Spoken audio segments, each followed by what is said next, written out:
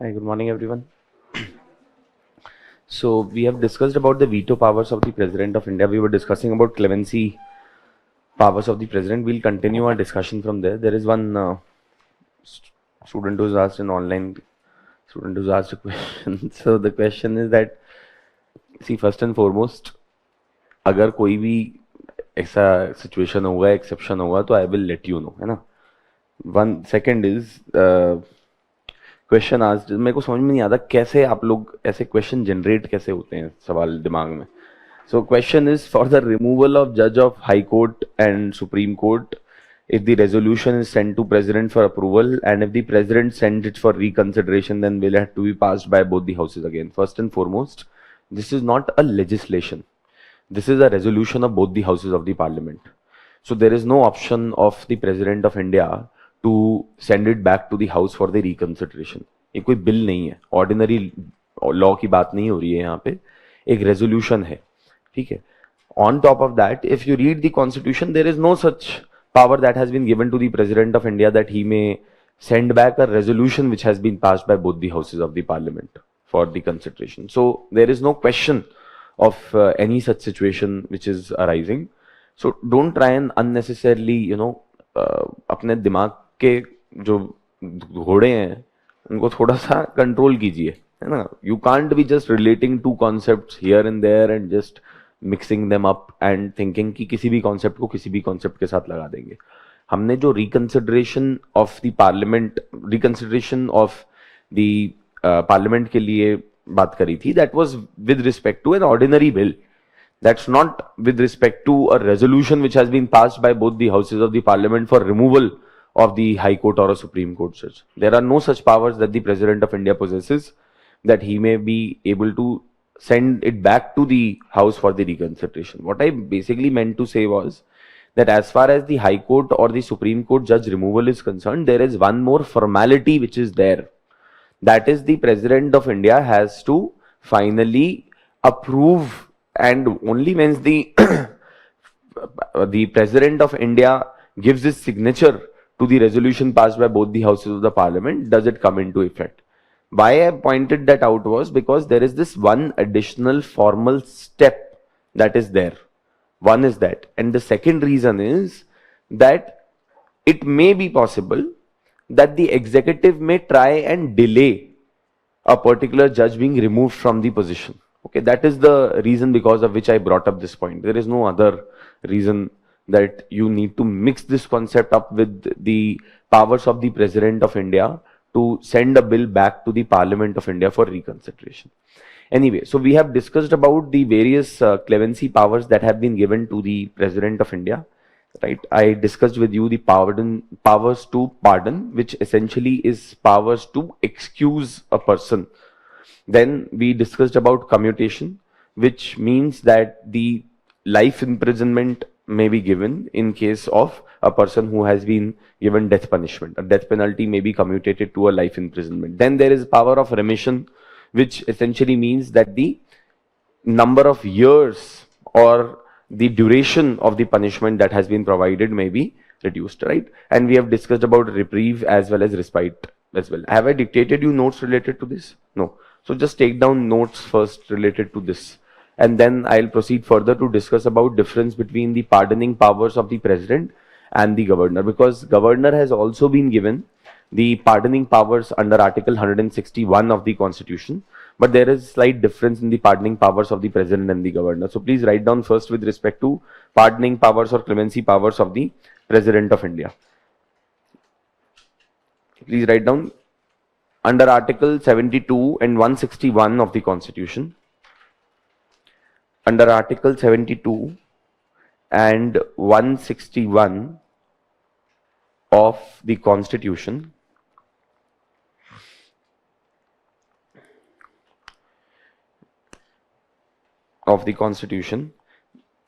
the President and the Governor have been provided with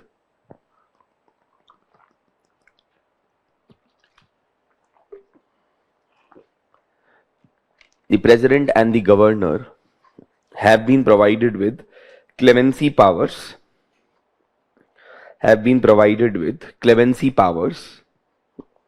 with respect to a person convicted of and of any offense under the union or the state law respectively.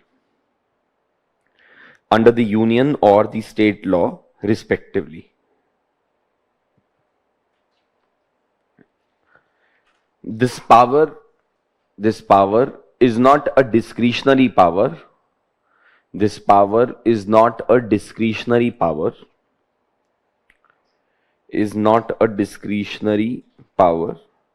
And is supposed to be exercised on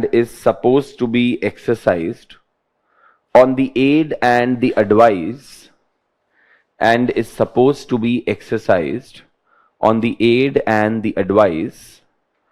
of Council of Ministers.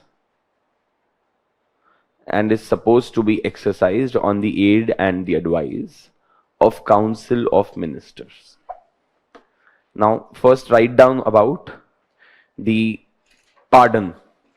Okay, pardon. This power removes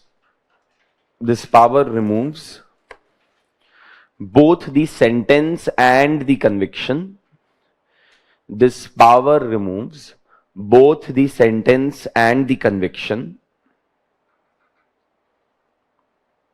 And completely absolves the convict from all the sentences punishments and disqualifications. And completely absolves the convict from all the sentences, punishment and disqualifications. Full stop. Essentially, comma, it amounts to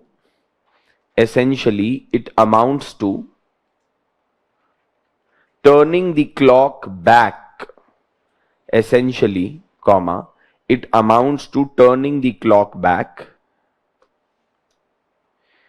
And is supposed to be exercised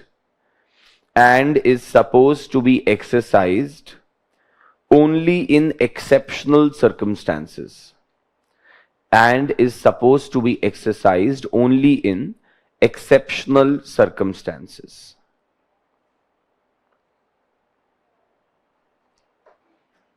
Full stop. The power to pardon death sentences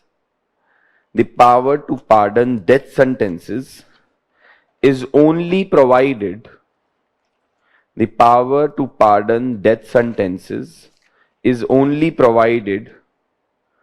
to the President of India,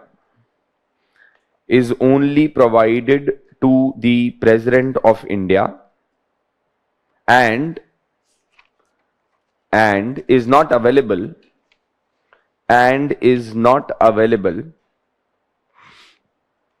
to the governor.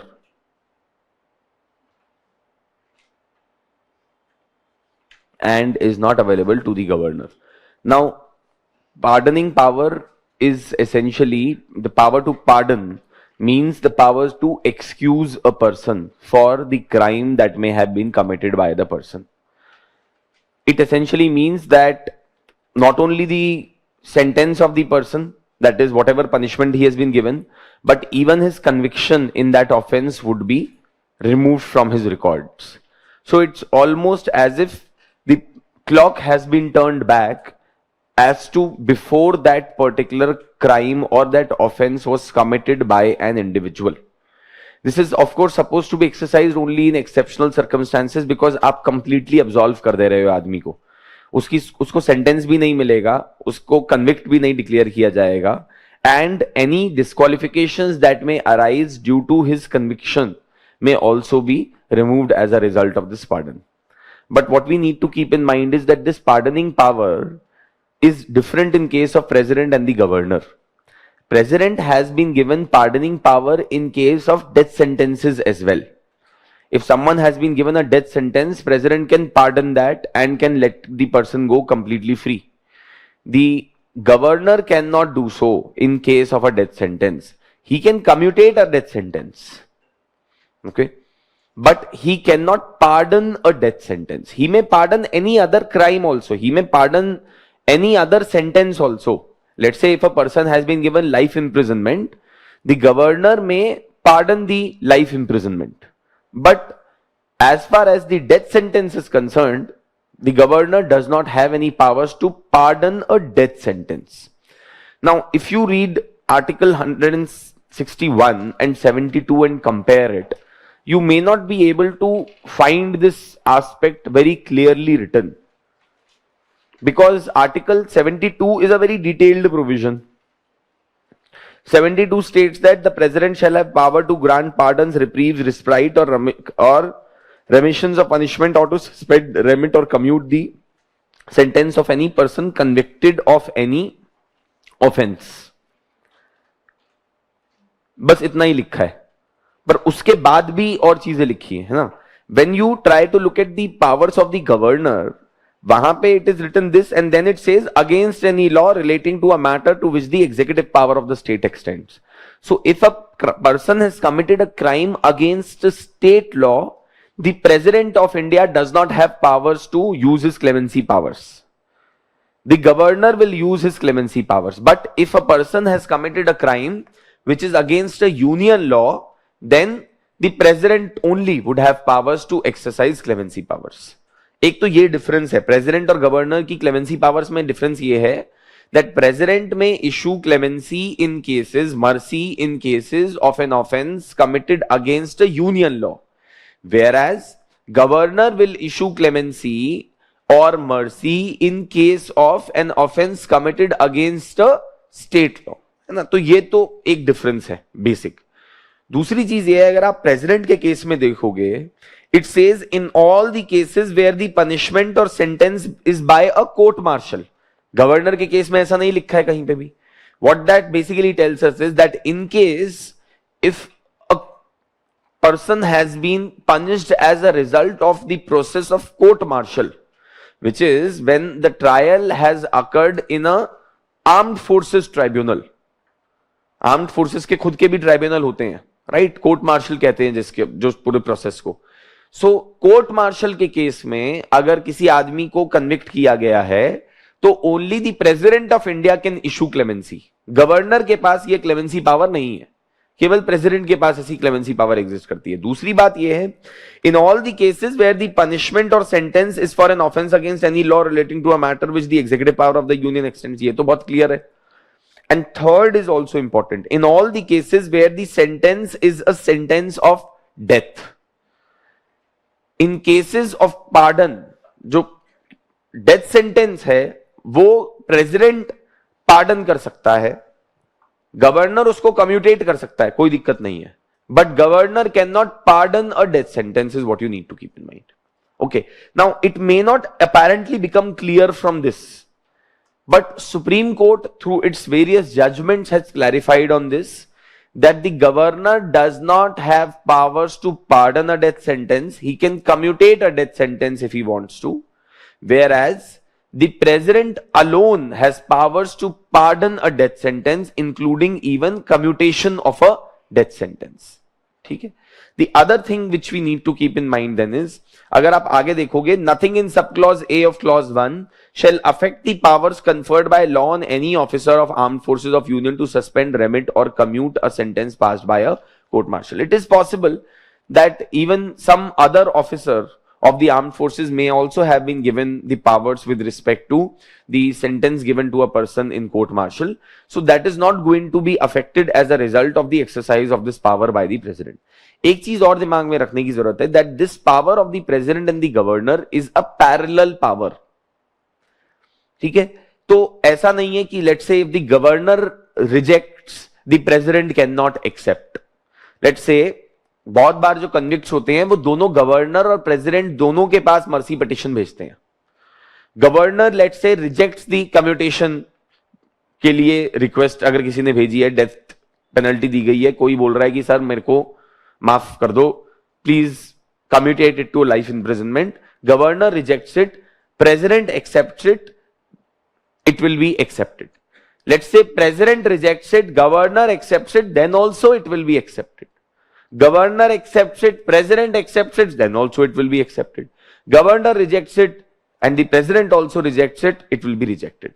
So the point I am trying to make is कि ऐसा नहीं है कि किसी एक की power दूसरे के ऊपर है, क्योंकि ये दोनों की अलग अलग पावर है।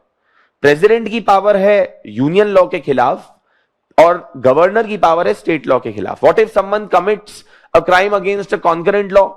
Then of course he can write to both the president or the governor asking for mercy, and then the governor or the president, whatever they may choose, they may go ahead with that.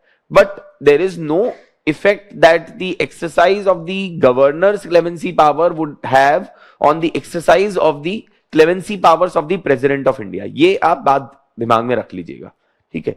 So even if the governor rejects it, president may accept a mercy petition.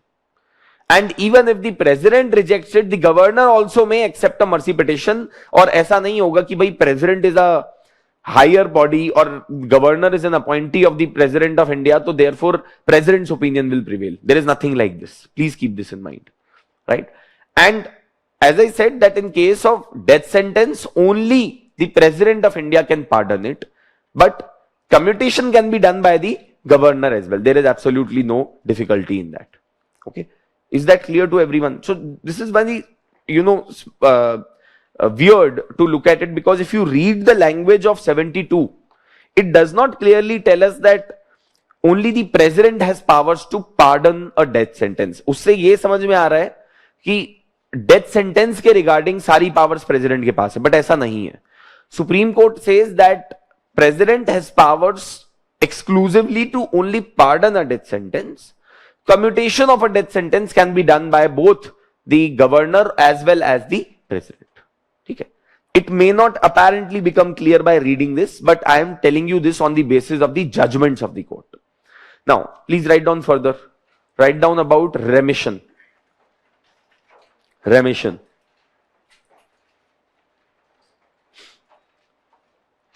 Under this power, the quantum of punishment is changed. The quantum of punishment is changed. That is, under this power, the quantum of punishment is changed. That is, duration of punishment. That is, duration of punishment is reduced, but duration of punishment is reduced, but the nature or the character of the punishment is not changed. But the nature or the character of the punishment is not changed. तो 7 साल की सजा को 5 साल किया जा सकता है, बट रिग्रेस इंप्रिजनमेंट अगर है तो वो रिग्रेस इंप्रिजनमेंट ही रहेगी कम्यूटेशन का, अगर मर्सी पिटिशन दिया जाएगा तो। कई बार लोग ये पूछते हैं कि क्या sir multiple mercy petitions issue हो सकते हैं, mercy powers multiple times issue हो सकती है किसी आदमी के लिए? हो सकती है, बट किया नहीं जाता है, because see this is already an extra ordinary power. President of India or governor will have to justify on what grounds have they issued 2 mercy petitions to a person. So usually only one mercy is issued to a person. Why I am saying that is because someone may say कि sir आपने ये भी बोला था कि rigorous imprisonment को simple imprisonment character भी change किया जा सकता है। बिल्कुल किया जा सकता है, बट यूजुअली ऐसा नहीं होगा कि एक आदमी ने मर्सी पिटिशन फाइल किया, पहले प्रेसिडेंट ने उस को रेमिट कर दिया, the duration was reduced from 7 to 5 years, और बाद में फिर रिग्रेस को सिंपल इंप्रिजनमेंट में भी कन्वर्ट कर दिया। That is not possible. I mean, हो सकता है, but again, something which does not happen, something which is not practically going to occur any time. Okay, so this is what is called as the power of remission. If you would have read in the newspapers, I think 4 or 5 days back, there was a news that one person who was convicted of rape of a child, the Supreme Court of India commutated his death sentence into life imprisonment. But the court also said that life imprisonment without any remission. There will be no remission, life imprisonment for 30 years without remission. Now, some of you may think that how is the Supreme Court of India commutating a death sentence here? What powers does the Supreme Court of India has in case of commutation? The reason for that is because Supreme Court under Article 142 has been given extraordinary powers to do complete justice. Supreme Court of India can commutate a death sentence. Why? Because उसको actually commutate बोला गया, but वो commutation की death sentence नहीं है. हुआ ये था, अपील की गई थी. High Court had given death punishment to the convict, and the matter went as an appeal to the Supreme Court of India. Supreme Court is the one who's supposed to look into an appeal from the High Court. So जब उनके सामने appeal गई तो उन्होंने mitigating circumstances देखे. Mitigating circumstances मतलब कि what are the circumstances which are in the favour of the convict for us to not declare this as a rarest of the rare case. Supreme court said that this does not fall in the rarest of the rare category. Rarest of the rare category में तब कोई एक case fall होगा when there is no other option but to actually provide capital punishment to that person. The crime which he has committed is so grave कि उसका कोई और solution नहीं है. The court looked at a number of things. Mitigating circumstances क्या देखे court ने? Court ने बोला कि भाई this person was 25 years old when he committed this crime. So, at the age of 25, it may be possible that he committed this crime, but he has a long life ahead of him. We can't just be punishing him with capital punishment and not give him that opportunity to relive his life again. Second, the court also stated that, this person did not have any criminal background. इससे पहले इसने कोई crime नहीं किया था.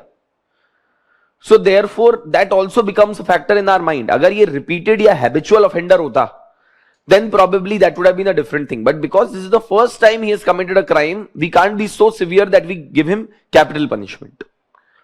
And third, which they said was that even the post conviction behavior of the convict, that is in the prison, the convict behavior was something which was not out of the line or something which did not raise us alarm. So therefore we believe that this person has remorse over what he has done. His post prison convict, like after he has been imprisoned, his conduct tells us that he hasn't been mischievous or he hasn't shown any kind of streaks or tendencies that he may be a threat to the society.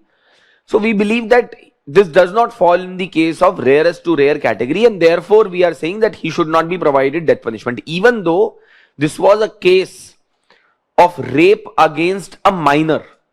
I think if I'm not wrong, the girl who was involved was a 16-year-old or a 12-year-old. Even though it was a case of rape against a minor, the Supreme Court took these mitigating circumstances into view and said that we are commutating the death sentence into life imprisonment. Now, again and again I am saying that actually में वो commutation नहीं किया है. उसको आप commutation as a term use कर रहे हो, but वो clemency power नहीं use की है वहां पे सुप्रीम कोर्ट ने. उन्होंने बस अपनी judgment दी है, which they are well within their powers under Article 142. When an appeal is filed against them on an important matter from the High Court concerned, right?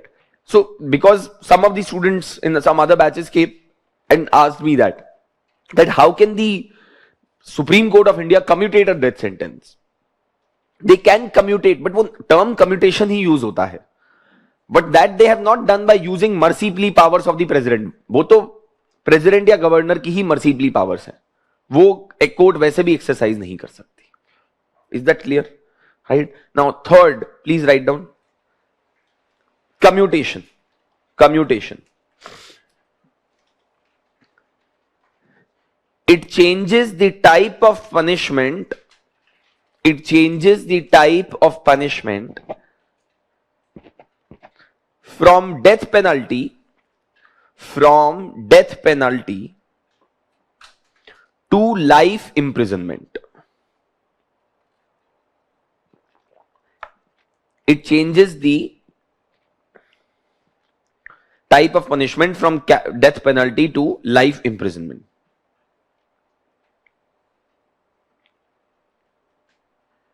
Okay? So this is what is commutation. Then please write down respite. Under this power,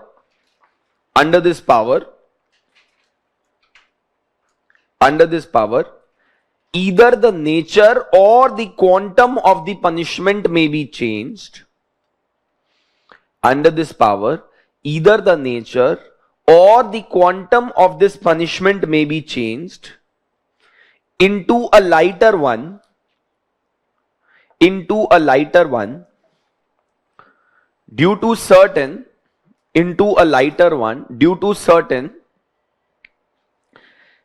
extraordinary or special circumstances.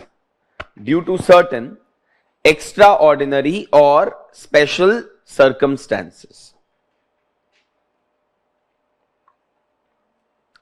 For example, a pregnant woman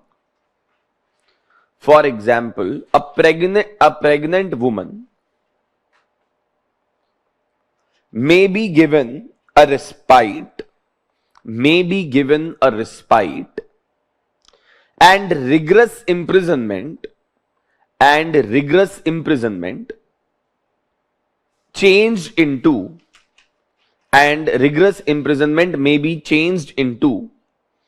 simple imprisonment, Rigorous imprisonment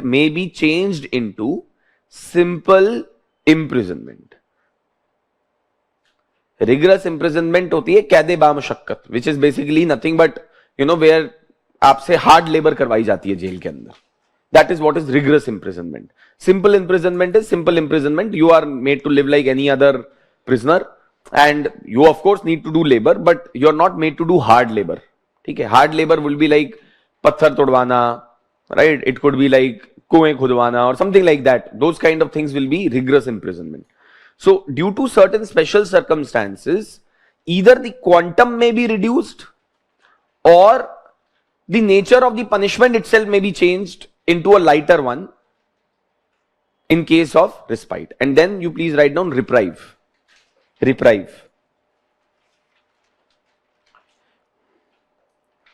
It allows a delay in execution of a sentence. It allows a delay in execution of a sentence and therefore results in putting a stay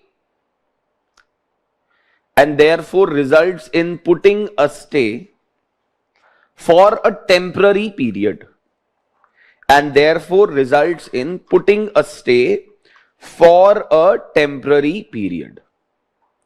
reprieve हो सकता है कि दे दे और उसके बाद फिर commutation मिल जाए या उसके बाद किसी को पार्डन मिल जाए. Reprieve is nothing but basically the president may issue a reprieve saying that, or the governor may issue a reprieve saying that we need some more time, or let's say there is a person who has been convicted of life imprisonment by the High Court. He goes to the President of India that, sir, please issue me reprieve. Why? Because I want to file an appeal in the Supreme Court of India. ऐसा नहीं हो कि मेरे को उससे पहले ही execute कर दिया जाए. I want to file an appeal in Supreme Court of India, etc. and so on and so forth. So please allow me that time. So reprieve is essentially used to execute a sentence, to delay the execution of a sentence. Or it may be that, as I said, that a person wants to attend marriage of his daughter or someone in the family, then they may ask for a reprieve that please give me reprieve for a few days. let me attend this particular important event in my life, and then after that you can execute me, there is no problem, right? So this is called as power to reprieve. ऐसा हो सकता है reprieve की जो mercy plea है, mercy power है, that may be issued along with some other mercy power.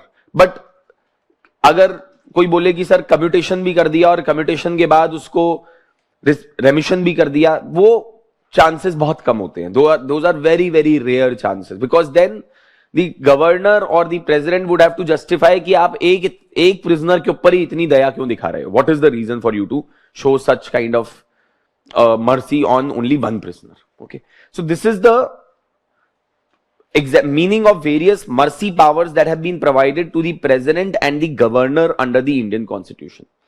इस पे काफी बार क्वेश्चन रेज हुआ है कि कैन द प्रेसिडेंट और the governor exercise this in their discretionary powers? Of course not. Also, judicial review is possible as well of the mercy plea powers. If the Supreme Court or the High Court concerned finds that the mercy plea power has been exercised by the President or the Governor in an arbitrary manner or in with a mala fide intention, then the court may even do away with that particular exercise of the mercy plea power. और ऐसा हुआ भी है. In case of Uttar Pradesh, once there was, birthday tha governor ka. So he issued mercy to some people on the occasion of his birthday. So the court stated that what is the reason? Where is the cogent reason because of which we see that this power has been exercised arbitrarily by you? So the court judicially reviewed this and did away with the exercise of the mercy plea powers. UP के अंदर एक बार और ऐसा हुआ कि there was one member of the political party who had been convicted from the same political party to which the governor belonged. और जब documents देखे गए तो कहीं ना कहीं it came out that the reason why the governor has given the mercy to this person is because he belongs to his own political party. So the court judicially reviewed this as well. Okay, so these are some of the things which we need to keep in mind. The judicial review of mercy plea powers of the president or the governor is possible if it has been exercised with a mala fide intention or if it has been exercised in an arbitrary manner. Now see, remember one thing. Article 74 clause 2 states that the courts cannot inquire into any advice that has been tendered by the Council of Ministers to the president. Same is the provision available in Article 163 as well, that the court cannot inquire into any advice that has been tendered by the Council of Ministers to the governor of the state. So then how can the court interfere in the exercise of the mercy petition powers or the mercy plea powers? The way this works out is that the court will ask for the material on the basis of which the governor has taken the decision of issuing mercy to the convict. Court will not go into adequacy of material. Try to understand what I am saying. Court बोलेगी आपने किस basis के ऊपर ये mercy power exercise करी है. कोई document होगा, एडवाइस दी होगी आपको काउंसिल ऑफ मिनिस्टर्स ने, वो दीजिए हमें. पर गवर्नमेंट तो ये बोलेगी कि नहीं सर, आप एडवाइस देख ही नहीं सकते because you are barred from doing so under Article 74 and Article 163. Court said that, see, we are not looking into adequacy of material. What we are more concerned about is relevancy of material. हम ये देखना चाहते हैं कि जो material आपको दिया गया है, whether that is relevant or not to the person being given mercy power, to the person being issued mercy or not. Not the adequacy. Adequacy और relevancy में फर्क है, समझिएगा. Adequacy का क्या मतलब है? That I may form an opinion that this material is adequate for me to decide that this person should be given mercy. ठीक है, कि मतलब क्या ये रीजन एनफ है किसी आदमी को मर्सी देने के लिए? कोई बोले कि सर मुझसे गलती हो गई. अब कोई हो सकता है बोले कि नहीं, this is not enough reason. For some other person it may be adequate reason. Court will not go into adequacy because that is a very subjective matter, but court will look into relevancy. Relevant material के basis के ऊपर president या governor ने यह decide किया कि नहीं किया। ऐसा तो नहीं है कि बस एक लेटर कहीं से आया किसी एक सिटीजन का और वो भी किसी और मैटर से रिलेटेड है एंड गवर्नर ने बोला कि मैंने तो इस मटेरियल के बेसिस पे किया था। ऐसा कई बार हुआ है that governor and president have issued mercy without even referring the material which has been sent to them, without even looking into advice which has been sent to them by the Council of Ministers. उन cases में court has stated that the exercise of these mercy powers is unconstitutional. So court will look into relevancy of the material. Relevancy, आप इस simple अगर मैं इसको बिल्कुल तरीके से बोलूं तो इट्स लाइक कि किसी मूवी की स्क्रिप्ट पकड़ा दी प्रेसिडेंट को और बोला कि सर इसके बेसिस के ऊपर आप इसको मर्सी दे दीजिएगा। That is irrelevant material. That has no relevance with the conviction of the prisoner. So relevant material will be, for example, have you taken into consideration the conduct of the prisoner after he has been convicted and his post prison conduct? Secondly, what was the antecedents or the previous criminal record of the convict? Third, against whom has he committed this particular crime and so forth. Gravity of the offense. ये सब चीजें आपने consider की हैं कि नहीं की हैं, ये इंपॉर्टेंट है। रेलेवेंसी, एडिक्वेसी इंपॉर्टेंट नहीं है। हो सकता है कि one person may draw two different person may draw two different conclusions.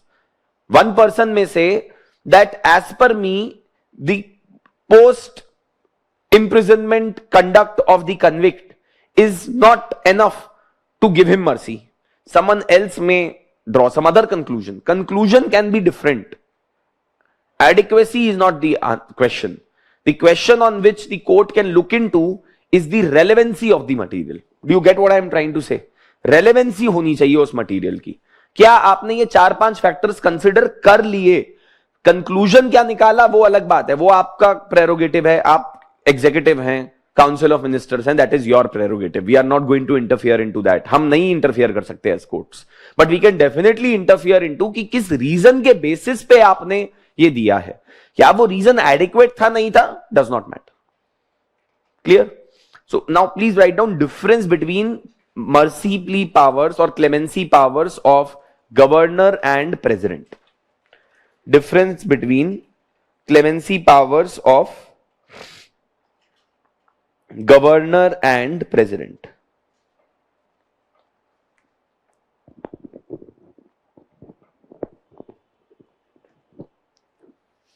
First, governor has no mercy powers. Governor has no mercy powers with respect to a court martial. Governor has no mercy powers with respect to a court martial. With respect to a court martial. Second, governor can issue mercy. Governor can issue mercy only with respect to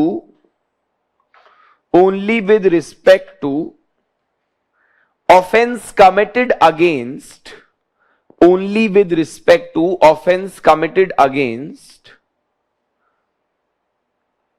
a state law.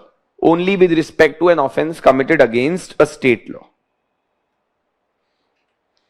Third, governor has no pardoning powers. Governor does not have powers to pardon a death sentence. कैसे भी लिख लो, has no pardoning powers with respect to a death sentence और has no powers to pardon a death sentence.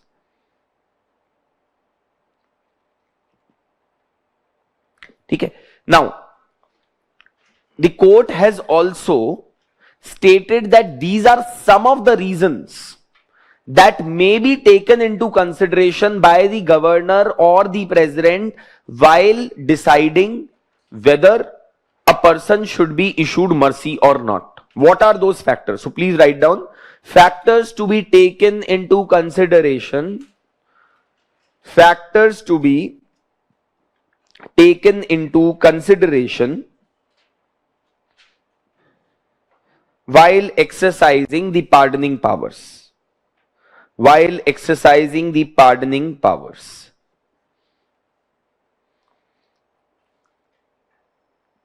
So what are those? इनको कहते हैं mitigating circumstances. ठीक है, mitigating factors, जिनके बेसिस के ऊपर आप डिसाइड कर सकते हो कि क्या आदमी को मर्सी देनी चाहिए कि नहीं देनी चाहिए. ये कोर्ट एज एन इंडिकेशन दे रहा है एग्जीक्यूटिव को कि आप ये यूज कर लीजिएगा. We are not saying that these are the only factors that you should take into consideration. First, seriousness of the offense. Seriousness of the offense. Seriousness of the offense. How serious the offense is. If it's an act of terrorism, if it's an act of rape and murder, if it's an act of gang rape, then it may be considered as a serious offense. So seriousness of offense. Second, if there is a doubt over convict's guilt. If there is a doubt over convict's guilt.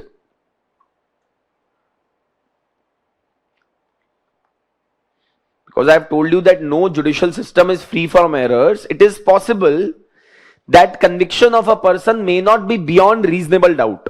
कई बार ऐसा होता है कि आदमी को convict कर दिया जाता है बट पूरी तरीके से सबूत नहीं होते हैं. Right? There may be circumstantial evidence but clear cut evidence नहीं होता है कई बार, but still courts convict them. In those cases that may become a factor for the president or the governor to decide whether the mercy plea power should be exercised or not. Third, the health of the prisoner, the health of the convict, you can write down, the health of the convict, especially if he or she, health of the conflict,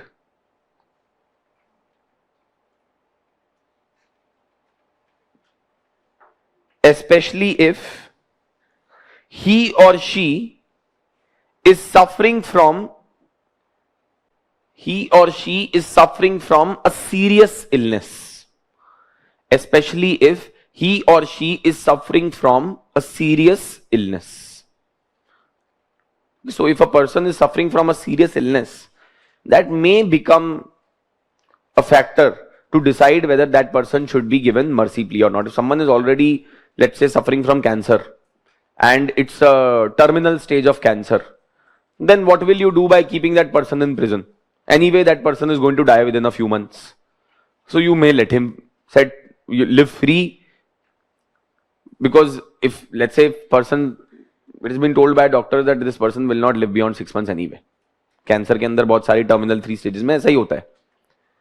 terminal stage के अंदर तो if that certificate can be obtained from the doctor and that can become a ground for a person to file a mercy plea, the governor or the president may take that into consideration and may issue mercy plea. But एक चीज ध्यान रखिएगा, that this is no right. ये कोई right नहीं है किसी भी आदमी का कि वो बोले कि मेरे को मर्सी दो. This is prerogative of the president or the governor. है ना? This is an extraordinary power that has been given to them. This is an act of grace. ये एक दया वाली बात है. The governor or the president is exercising them. आप नहीं बोल सकते कि मेरे ऊपर दया करो as a matter of right. You can't say that, right? You have right to file a mercy petition. ये जरूर है, ये हर सिटीजन का राइट है कि वो मर्सी पिटिशन फाइल कर सकता है प्रेसिडेंट या गवर्नर के सामने. पर क्या प्रेसिडेंट और गवर्नर वो एक्सरसाइज करेगा, ये तो उनका प्रेरोगेटिव ही है, एग्जीक्यूटिव का प्रेरोगेटिव है ये. ठीक है. Last point, post conviction conduct of the prisoner. Post conviction conduct of the prisoner.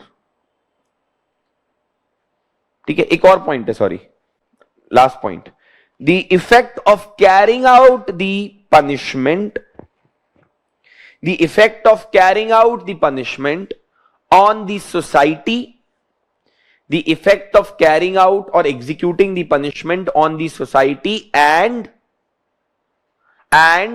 the family of the convict and the family of the convict.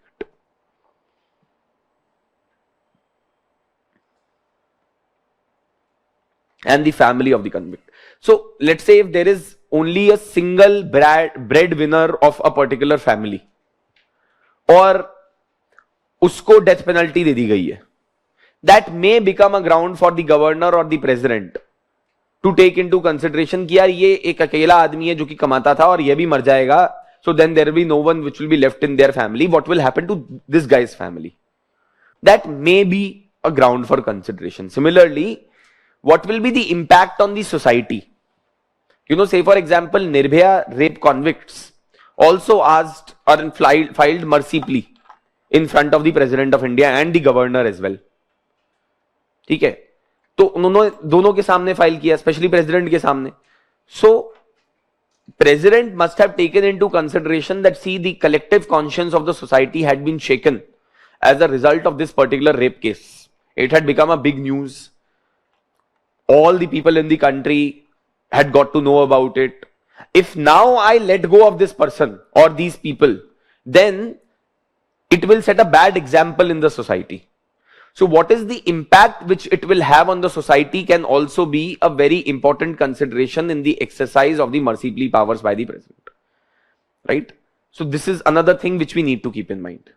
Now, the biggest problem with the exercise of the mercy plea powers is that a number of times the president and the governors have delayed the disposing of mercy plea petitions.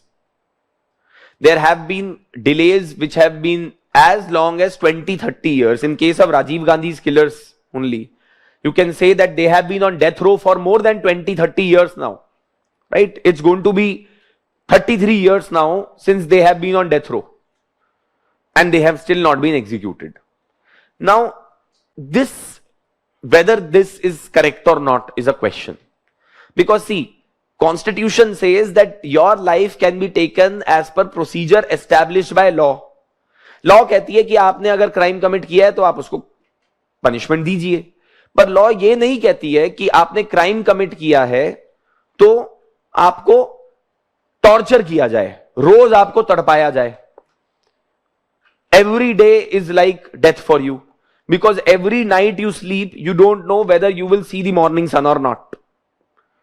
Right? So you don't know how much time do you really have to live. This is worse than a torture if you look at it.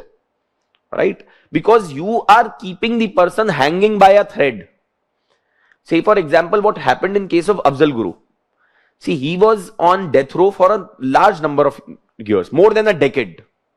And then suddenly one day the executive decides that, okay, let's execute him. And then they don't give an opportunity to his family members also to grieve and to meet the convict before his execution. Now, some of you may be thinking कि अरे ये तो terrorist के लिए sympathize कर रहा है. I am not. ये पहली बात तो मेरा opinion नहीं है, कोर्ट का opinion है. Because I'll tell you, Shatrughan Chauhan case, Supreme Court of India, after Afzal Guru's case, has laid down extensive guidelines which should be followed in case of a person being executed. That is, in case of death penalty being given. One of the things which the court has stated is कि भाई जब किसी एक आदमी को आप execute करें तो आप उसको एम्पल टाइम दें मेंटली प्रिपेयर होने का. जब आप उसका मर्सी प्ली पिटिशन रिजेक्ट करें, you should give the convict enough time to mentally prepare that now he will be executed. Especially जो लोग डेथ रो के ऊपर हैं.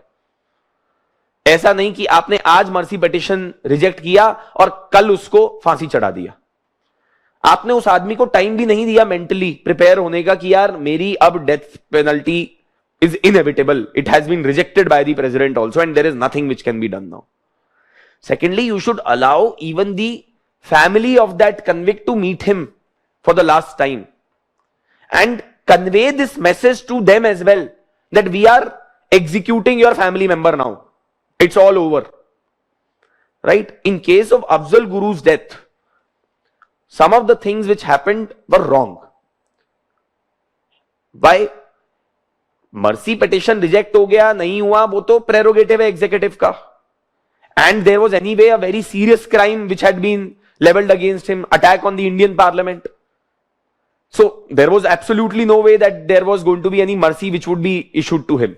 कुछ लोगों का ऐसा कहना था कि the number of lawyers, those who approached the court, were they said that there is no, conviction has not been done beyond reasonable doubt. वो एक अलग matter है. That is a matter of subjectivity.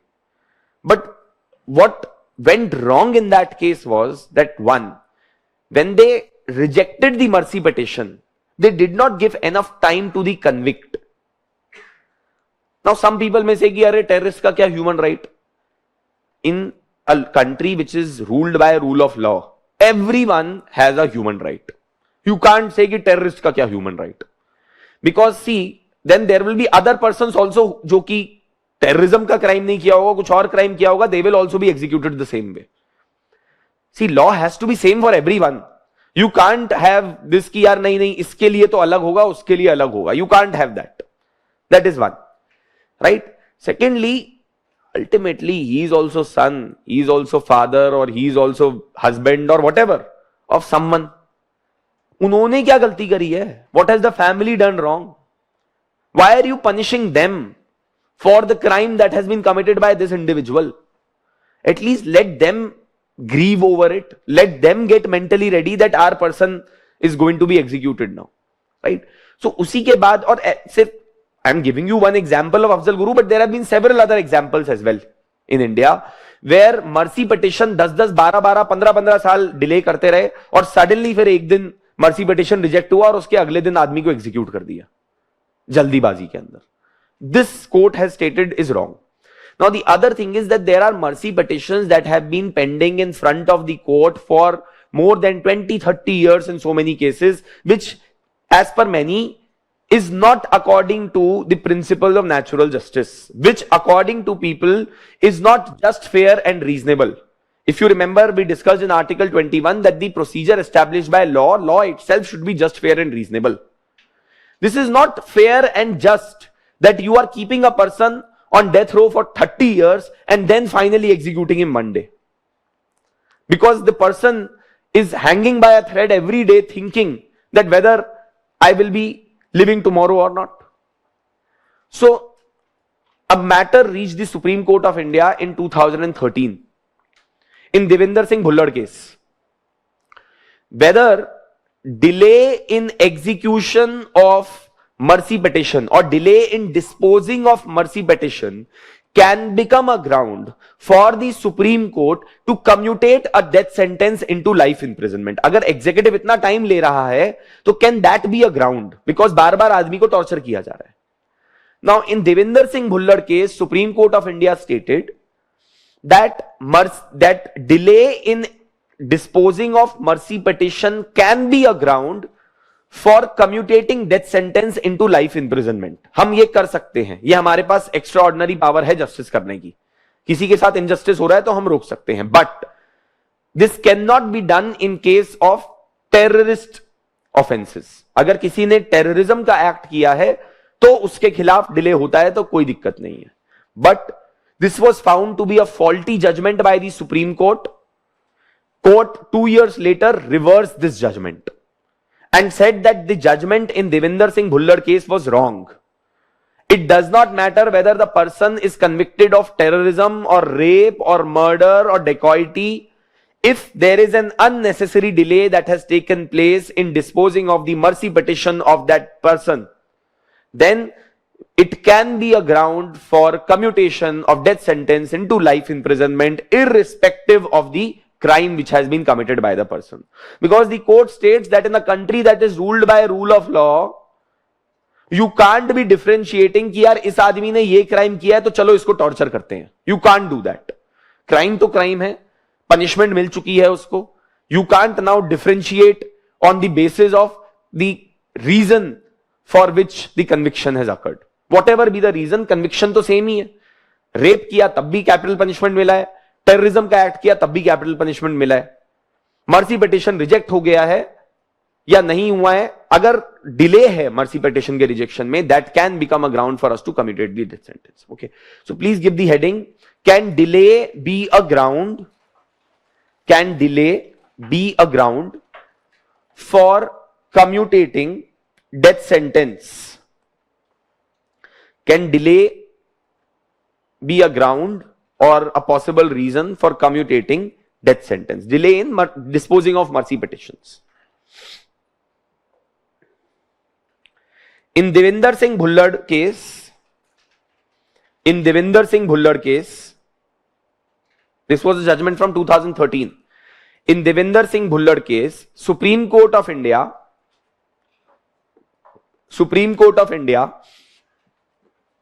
examined the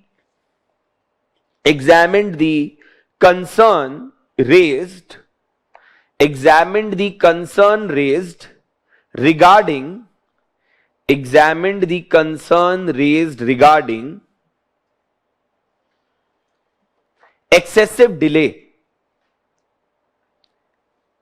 regarding excessive delay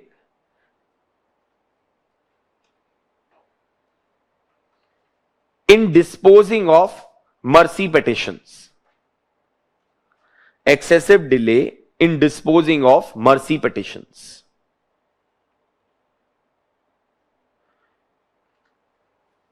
The Supreme Court stated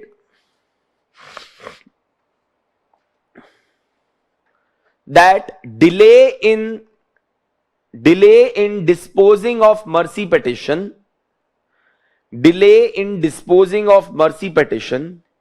can be a ground for commutation.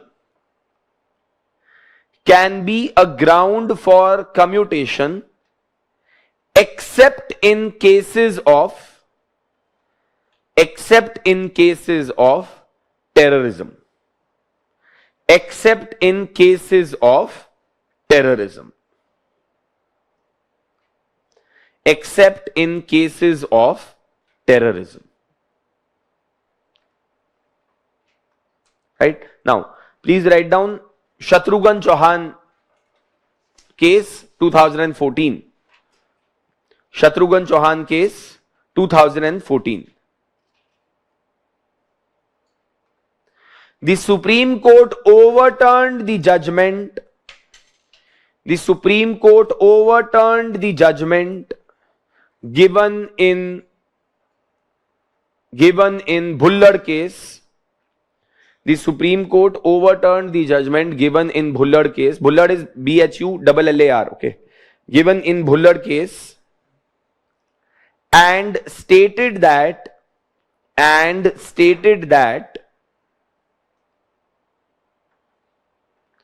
excessive delay in disposing of mercy petitions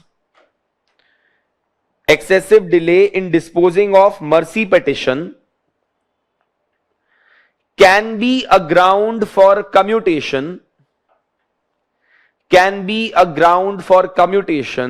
of death penalty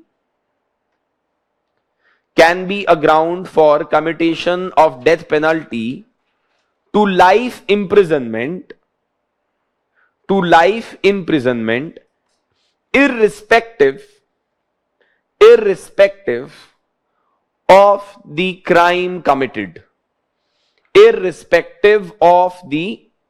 crime committed.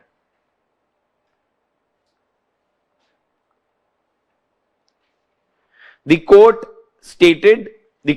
stated that Ministry of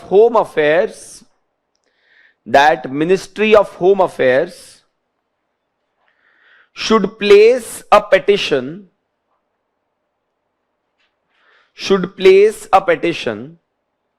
with its recommendation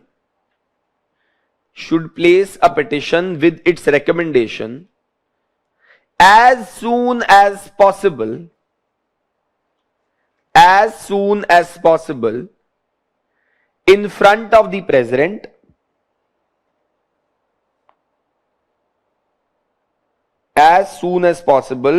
in front of the president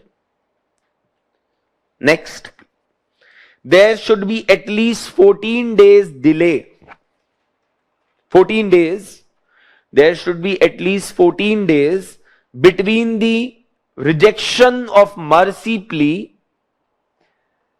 there should be at least 14 days between the rejection of mercy plea and execution so as to give enough time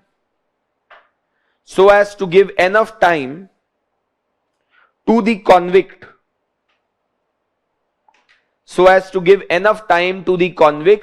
to prepare mentally.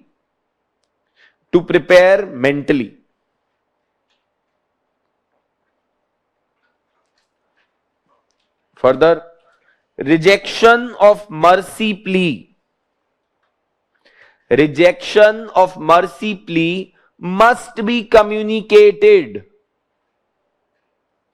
Rejection of mercy plea must be communicated to the convict and family members.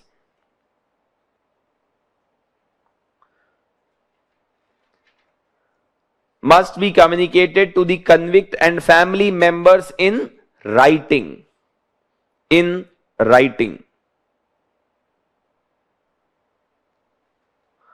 Also, full stop, also, post-mortem report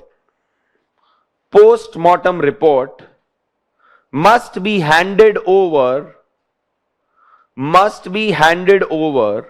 to the family members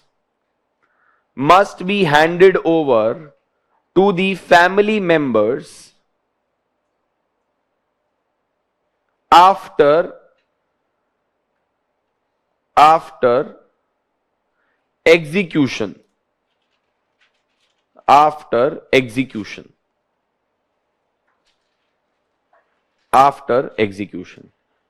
ठीक है.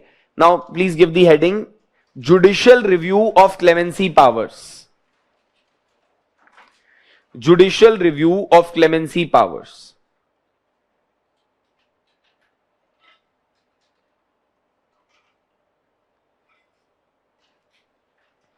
The Supreme Court in Kehar Singh versus Union of India,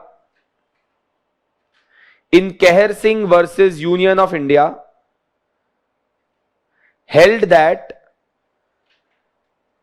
the Supreme Court in Kehar Singh versus Union of India held that the exercise of mercy powers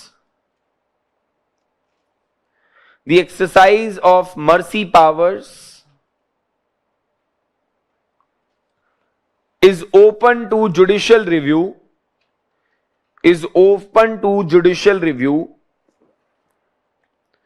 if the same has been exercised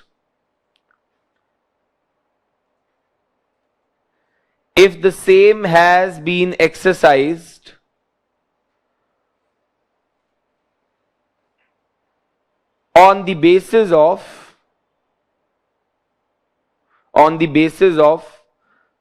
mala fide intention,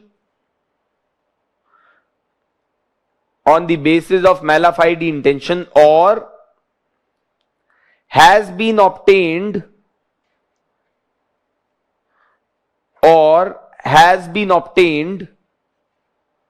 through fraud or misrepresentation.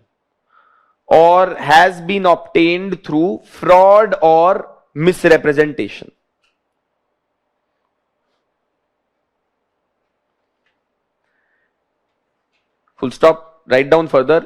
In a recent judgment, the Supreme Court stated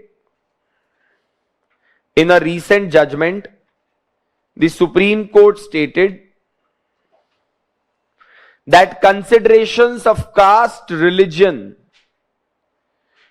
in a recent judgment, the Supreme Court stated that considerations of caste, religion, and political loyalty are irrelevant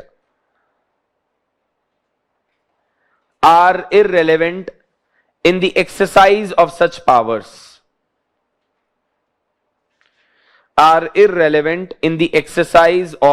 such powers.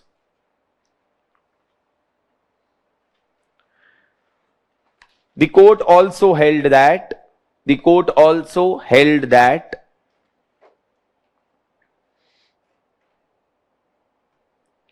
such powers are not for the benefit of the convict only. Such powers are not for the benefit of the convict only, but for the welfare of the entire society,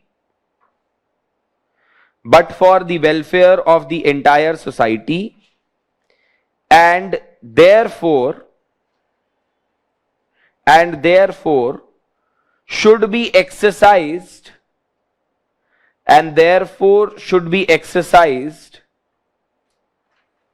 only on basis of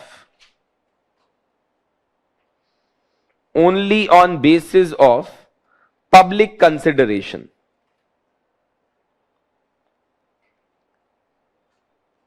Should be exercised only on basis of public consideration. Also, see, president does play an important role. The reason for that is, if the president is active, the president may consistently ask the council of ministers that what has happened to those mercy petitions. But if the president himself or herself is laid back and does not bother about what mercy petitions are pending in front of him, then the executive will have its way and then they will play around politics. In so many cases, it is politics which has been the reason for delay in execution of death sentences. Rajiv Gandhi's case also, this is only politics which is leading to delay in the execution. Right? या तो आप dispose कर दीजिए, mercy petitioner execute कीजिए, या आप उसको mercy दे दीजिए. This entire situation of dilly-dallying on the decision making is not conducive for any democracy and a country which is ruled by rule of law. Right? So ideally that should be the situation which should be there. But अभी भी ये case ऐसे चलते रहते हैं and people can file plea in the Supreme Court and ask for the mercy plea petition to be taken care of by the court in case there is an excessive delay. Now, one more thing. See, having said all of that, there are people in this country who are always hell-bent on misusing the provisions of the law. What happened in case of Nirbhaya case? अब होता क्या है, Shatrughan Chauhan case में court ने ये बोला था कि अगर मल्टीपल कन्विक्ट्स हैं एक ही सिंगल केस में और सबको डेथ पनिशमेंट मिली है, all of them should be executed simultaneously. They should not be executed at different point of time. That basically means one more thing. Till the time each one of the convicts has exhausted all his legal remedies, the other ones will not be executed. अब Nirbhaya case में जो इनका lawyer था वो बड़ा बदमाश आदमी था, ठीक है, बिकॉज ही केप्ट, और वो भी था और उसके अलावा देखिए कहीं ना कहीं पॉलिटिकल रीजंस भी थे, because there was some or the other political intention also. I don't know which party or who was doing what, but there was definitely some political issue that was involved here. They wanted to keep this issue alive. Why? जब इन दोनों को supreme court ने finally बोल दिया कि we are upholding their death penalty which has been given by the high court, तो इसके बाद इन लोगों ने, इनके पास क्या ऑप्शन है? They can file for a review petition in the supreme court against the judgment of the supreme court. You can file a review petition. तो इन्होंने एक साथ रिव्यू पिटिशन नहीं फाइल किया सुप्रीम कोर्ट में, इन्होंने एक एक करके किया. ठीक है, पहले तो इन्होंने एक एक करके they filed one by one review petition in the court so that it got delayed. The entire execution of the death sentence will get delayed. फिर उसके बाद आप क्यूरेटिव पिटिशन भी फाइल कर सकते हो. On top of review petition even a curative petition is possible. See, but these are extraordinary things. Court may or may not accept the plea for curative petition. जब curative petition file किया वो भी इन्होंने एक one by one किया जानबूझ के, because they wanted more time. They were trying to delay this entire process. See, उनको पता था that they will be executed. There is no way that they are going to escape this. So they filed curative petition. Of course, court dismissed the curative petition also, did not accept the curative petition. अब now next step क्या है? President के सामने mercy plea petition डालना. Mercy plea petition भी इन्होंने one by one डाला, right? Then the president rejected them. Then on top of that, you can have judicial review of the mercy plea powers also. So that also they again went to the court and again filed for a review of the mercy plea powers. That also court rejected. And then finally they were executed. So they purposefully kept delaying this entire process. Purposefully. They knew that, the lawyer knew that these people will be executed. There is no way, there is so much public pressure कि कोई possibility ही नहीं है कि ये लोग बच जाएंगे. पता था उसको, but जानबूझ के डिले किया गया. अब किसने करवाया, क्यों करवाया? Because see, all of these things don't happen just like that. You have to understand that also. वो ऐसे ही छोटा मोटा लॉयर है, राइट? इट्स नॉट दैट कि वो सीनियर एडवोकेट है सुप्रीम कोर्ट के अंदर, राम जेठमलानी की बात नहीं हो रही है यहाँ पे. You know, just a nobody kind of a lawyer. So he must have been delaying because of whatever, you know, some political backing that he had. God knows whose political backing to keep this issue alive, but that happened. So ये इसके ऊपर भी अब court को cognizance लेना पड़ेगा, because Shatrughan Chauhan case की judgement को लोग ऐसे एक्सप्लॉइट कर रहे हैं अब कि भाई एग्जीक्यूशन जब तक नहीं होगा तब तक नहीं होगा जब तक सबका सारी लीगल रेमेडीज एग्जॉस्ट नहीं हो गई हैं. तो फिर एक वन बाय वन करते रहो, और आप इंडिविजुअल कन्विक्ट ही हो. Ultimately at the end of the day you have your individual rights as well to file for a review petition, then the curative petition, then mercy plea, then the review of the mercy plea, and so on and so forth. Right? No one can take away that basic right from anyone in India. So that's why this particular delay happened. Because in one of the batches, student asked me this, that sir वहां पे कैसे ये delay हुआ? Delay ऐसे हुआ because लोग जो हैं वो law को misuse करने के ऊपर hellbent है, and that's why this particular thing happened. Okay, so this is about mercy plea powers of the president and the governor under the Indian Constitution. इसके ऊपर of course there are questions that can be asked in the prelims examination, and questions can be asked in mains also. In 2015, right after Shatrughan Chauhan judgment, Supreme Court of UPSC asked a question in the examination in mains, that can excessive delay in disposing of mercy petitions be a cause for commutation of death sentence into life imprisonment by the Supreme Court? And then you had to critically analyze or justify this on the basis of the apex court judgments.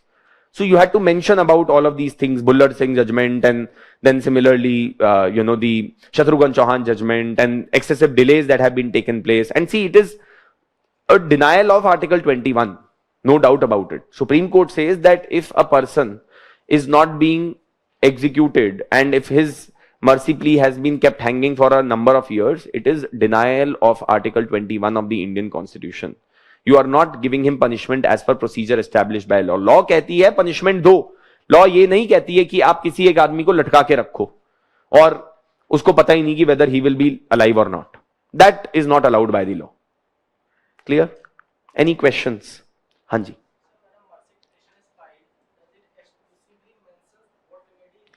No.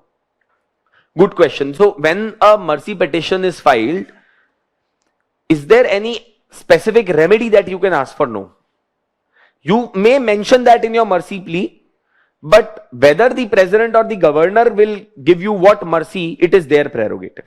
Also, Keher Singh, as you would know, Indira Gandhi's assassinator, he filed a mercy plea in front of President of India. President rejected it.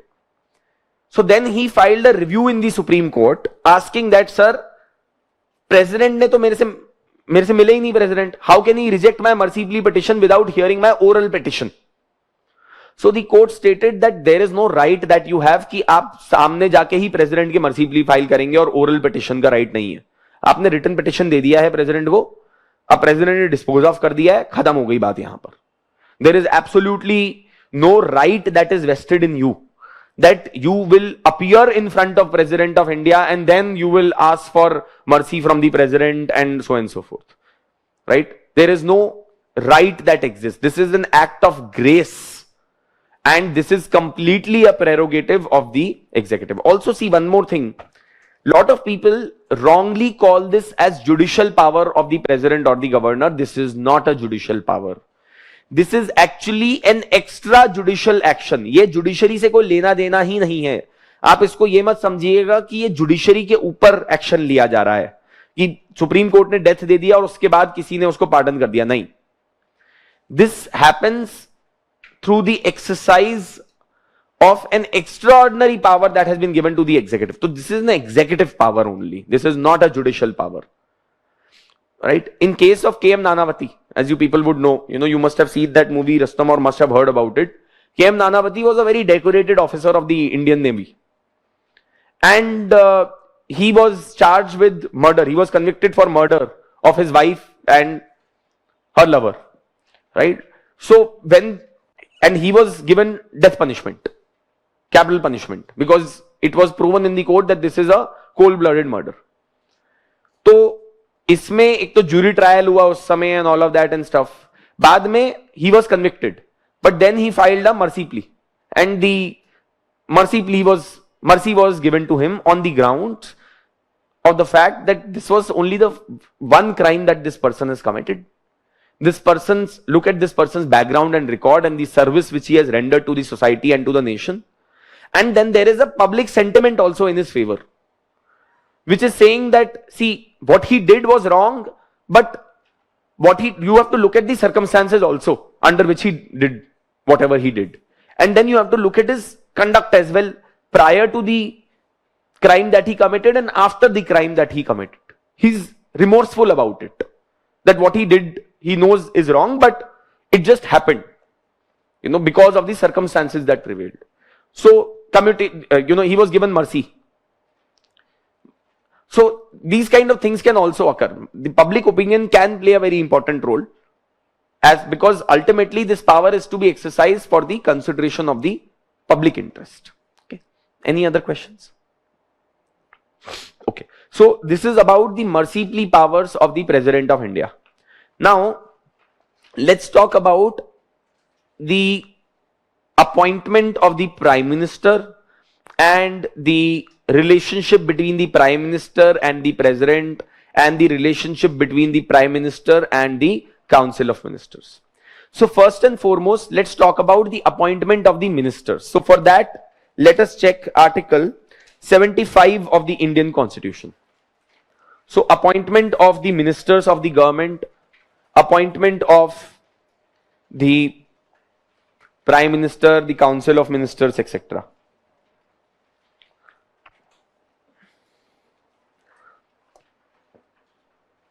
So Article 75 says that the Prime Minister shall be appointed by the President and the other ministers shall be appointed by the President on the advice of the Prime Minister.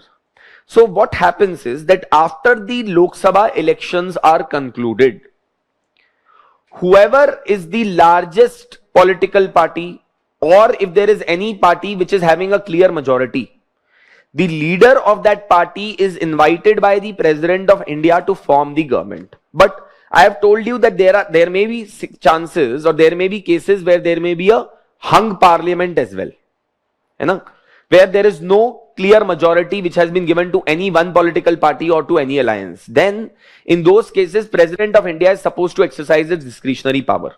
But ये कह रहा है कि भाई the Prime Minister shall be appointed by the President. तो क्या President किसी को भी बुला सकता है Prime Minister बनने के लिए? No.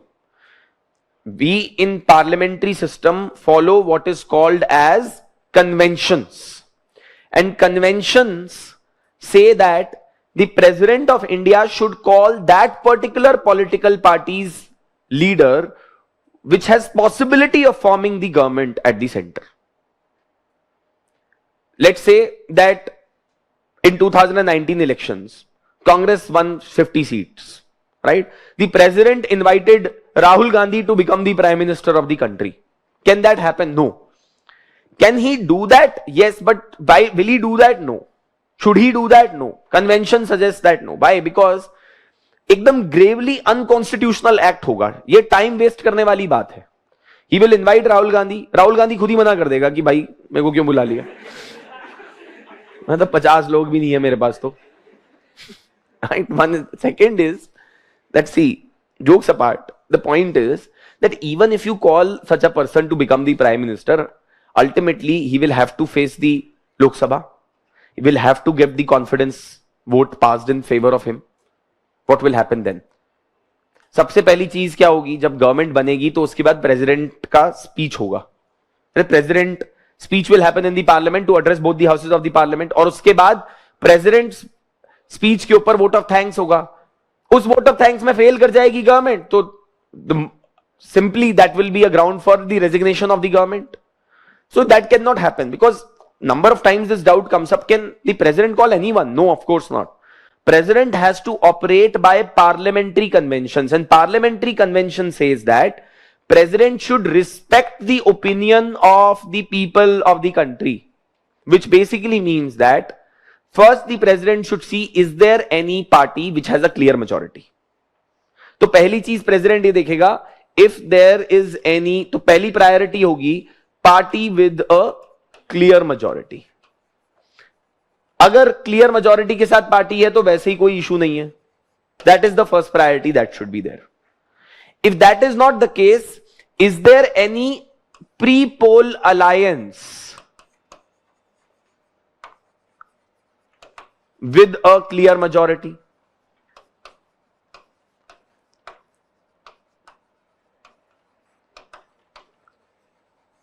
So that should be the second preference. If there is any pre-poll alliance that exists, that has a clear majority, that has more than 272. If that is not the case, now comes the fix. अब ये तो clear cut case है. इसके बाद हंग parliament का scene start होता है. When you don't know whether someone can form the government or not. अब दो ऑप्शंस हैं प्रेसिडेंट के सामने. Either he can call the single largest party, or he may call a party which he thinks may not be the single largest party but may be having support of some other alliance partners or some other parties, and they are claiming that we may be able to form the government. अब यहां पर president की discretion आ जाती है. That is, should he call the single largest party without a clear majority, or should he call the largest post poll or pre poll alliance?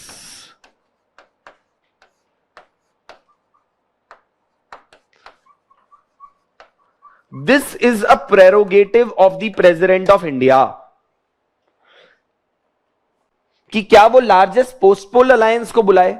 अगर clear majority है post poll alliance के पास भी तो कोई दिक्कत नहीं है. और should he call the largest pre poll alliance, whichever be the case. In this situation president of India can exercise his discretionary power. On this supreme court of India has not stated anything, but there have been reports, Sarkaria commission report as well as Punchhi commission report, जिन्होंने governor को ये directions या उनके लिए recommendations दिए कि आपको ये ऑर्डर फॉलो करना चाहिए. क्या? पहले तो आप देखिए, if there is any party with a clear majority, then you should see if there is any pre poll alliance with a clear majority. Third, you should see if there is any post poll alliance that has possibility of forming the government. If that also does not exist, that has possibility, not the largest, post poll alliance that has possibility of forming the government, and then after that you should go for the single largest party. ठीक है. So this is the order that has been prescribed by some of the commissions, but it's not necessary that the president or the governor should necessarily follow this.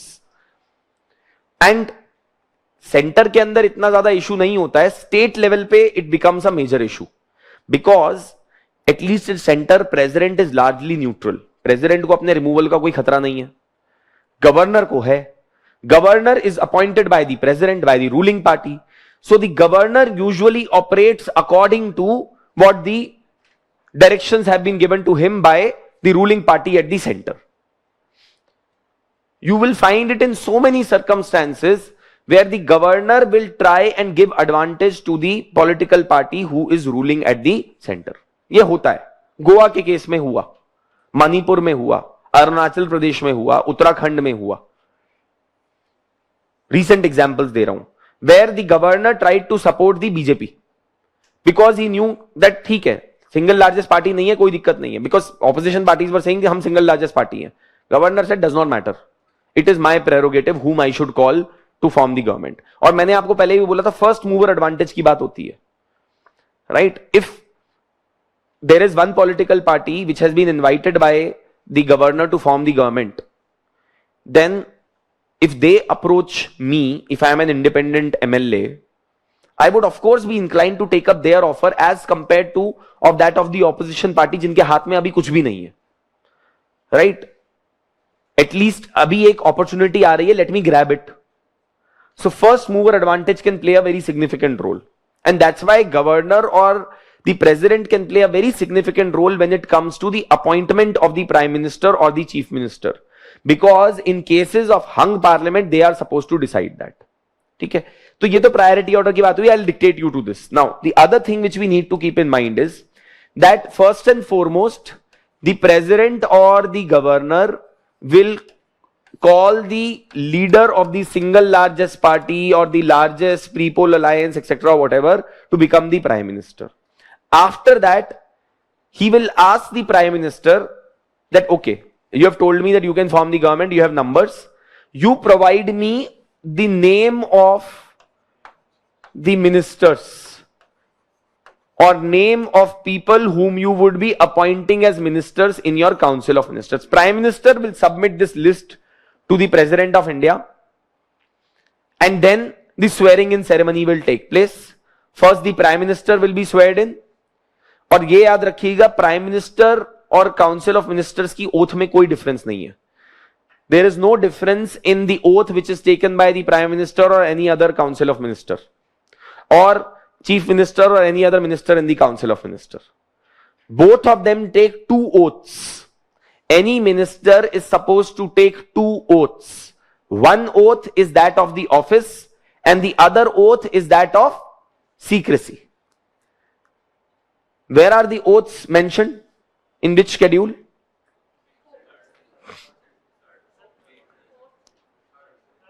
बहुत बढ़िया.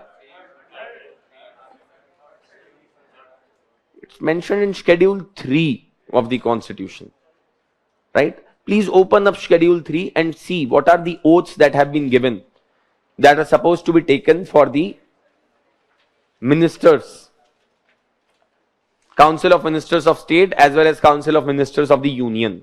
They are supposed to take two oaths, oaths of office as well as oath of secrecy. Please read it once. The oaths that are supposed to be administered.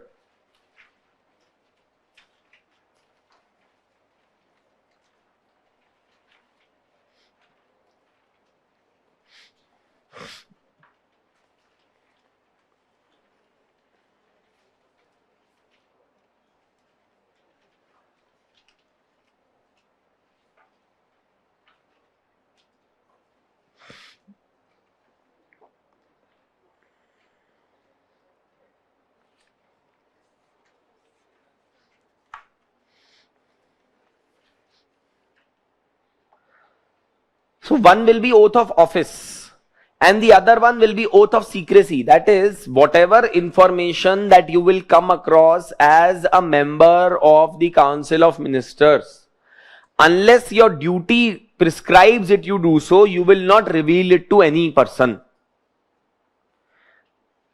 This is the oath of secrecy. Two oaths are supposed to be taken by ministers. Please keep this in mind. Right? Now, so the prime minister will be appointed by the president and the other ministers will be appointed by the president on the advice of the prime minister of the country. Right? So this is how it happens. Now, the other thing is that is there any limit on how many ministers can be there in the Council of ministers. So before 2003, there was no such limit which was there. As a result of which, the size of the Council of Ministers kept expanding. One of the biggest reasons for that was coalition governments. Because no party was able to get majority at center or in states clearly. बहुत सारी states में और center में especially during 90s, this was a major problem. That no government was able to be formed on the basis of a clear-cut majority. So they needed coalition partners who will support them. Now these coalition partners were not supporting them ideologically. This was more about opportunity. So that basically means that it will be a quid pro quo arrangement, which basically means that we will provide you support if you give us ministerial berths. Because how else do you earn money? MP या MLA पैसा नहीं कमा सकता इतना, minister कमा सकता है, ministry के पास पैसा होता है. सो पॉलिटिकल पार्टीज को पैसा चाहिए रन करने के लिए. तो if I am one regional party, let's say I am Trinamool Congress, I will provide you support only if you give ministerial berth to me. And depending upon मेरी कितनी negotiation और bargaining power है और मेरे पास कितने MPs हैं, I can seek number of ministerial berths. So what started to happen in India was that as coalition government started to be formed at center and in the states, more and more ministries were being created so as to accommodate the coalition partners. हमने different जो छोटे छोटे departments थे government के, उनको ministries में convert करना start कर दिया. Basically let's say there is home ministry, उसमें डिफरेंट डिपार्टमेंट्स हैं. There is one department that is looking after border security, there is one department which is looking after internal security, etc. and so on and so forth. You will make a ministry out of that department so that you can give ministry to coalition partners. What that started to do was that started to increase the size of Council of Ministers. If you increase the ministry, that means couple of things, number of things in fact. One, it means that there will be an added cost. भाई ministry create होगी तो उसकी added cost होगी. Second will be that it would mean that you would need to hire more people also to run that ministry. So you need more personnel in the government. So again added cost as well as unnecessary hassle of hiring more people, and already in government there is shortage of staff. On top of that, you're saying that we need to hire more. Third thing is that it creates coordination problems as well. If you keep creating more ministries, what will happen? The principle of maximum governance, minimum government says that government should be minimum, governance provided should be maximum. But when you keep expanding the size of Council of Ministers, you are expanding the government but minimizing the governance. Because let's say if there is one highway that has to be built, अब आपको पहले Ministry of Defense की भी permission लेनी है, Ministry of Water Resources की भी permission लेनी है, Ministry of Forest and Environment की भी परमिशन लेनी है, Ministry of Rural Development की भी परमिशन लेनी है. 50 तरीके की permission, project will be stalled. Ease of doing business suffers. You are not able to do business properly. Therefore, investors will run away. And plus, of course, this is not conducive for functioning of the government कि इतनी सारी ministries होनी चाहिए. So therefore, it was decided that let us bring in a constitutional amendment. So a constitutional amendment was brought in by which 75(1)(a) was introduced by the 91st Constitutional Amendment Act. Similarly, 164(1)(a) was also introduced for the states. So now we have 75(1)(a) and 164(1)(a). Both were added by the 91st Constitutional Amendment Act of 2003. The objective was to limit the size of Council of Ministers. This was actually done on the recommendation of the Venkatsalya Commission, the National Commission for Reviewing the Working of the Constitution, that had suggested that because of coalition governments, the size of the Council of Ministers is becoming bigger and bigger, as a result of which coordination is becoming problem, and it is also leading to increased cost and the size of the government, which we wanted to reduce. So therefore, 91st Constitutional Amendment Act put a cap on the size of Council of Ministers, and that is 15% of the size of House of People or Legislative Assembly concerned. Maximum size of Council of Ministers has been restricted at 15% of the size of House of People or the Legislative Assembly. Centre के case में 15% of the Lok Sabha जो उनकी strength है, total strength है, because it says that the total number of the ministers including the prime minister in the council of ministers shall not exceed 15% of total members. Total members क्या होते हैं? It's not maximum possible membership. So basically we are saying 15% of 543. Okay. And in case of state, whatever be the total membership of that legislative assembly, उसका 15% से ज्यादा size नहीं हो सकता है. This was introduced in order to keep down the costs, in order to reduce the coordination, as well as to keep the check on the size of the ever expanding council of ministers that was happening due to coalition governments. So this is about the size of the Council of Ministers, which we need to keep in mind. Now further, let us read 75 clause 2. It says that the ministers shall hold the office during the pleasure of the president. Now does that mean that the president can remove the ministers at any point of time? No. Ministers will remove the president will remove the ministers only on the advice of prime minister of the country. Prime minister he appointment के बारे में बोलता है, और prime minister he because वो leader of the team है, he will tell the president that you should remove this particular minister. So portfolio shuffling होती है इंडिया के अंदर, right? You must have seen that number of times portfolios are reshuffled. That is done under 75 clause 2 of the constitution. The third is 75 clause 3, which says that the council of ministers shall be collectively responsible to the house of the people, which basically means that the council of ministers sink and swim together. The basic principle in democracy is if any of the ministers in the council of ministers does not agree with the decision of the council of ministers, या तो वो बोल दे कि मैं resign कर रहा हूं, या वो उस डिसीजन को एक्सेप्ट कर ले.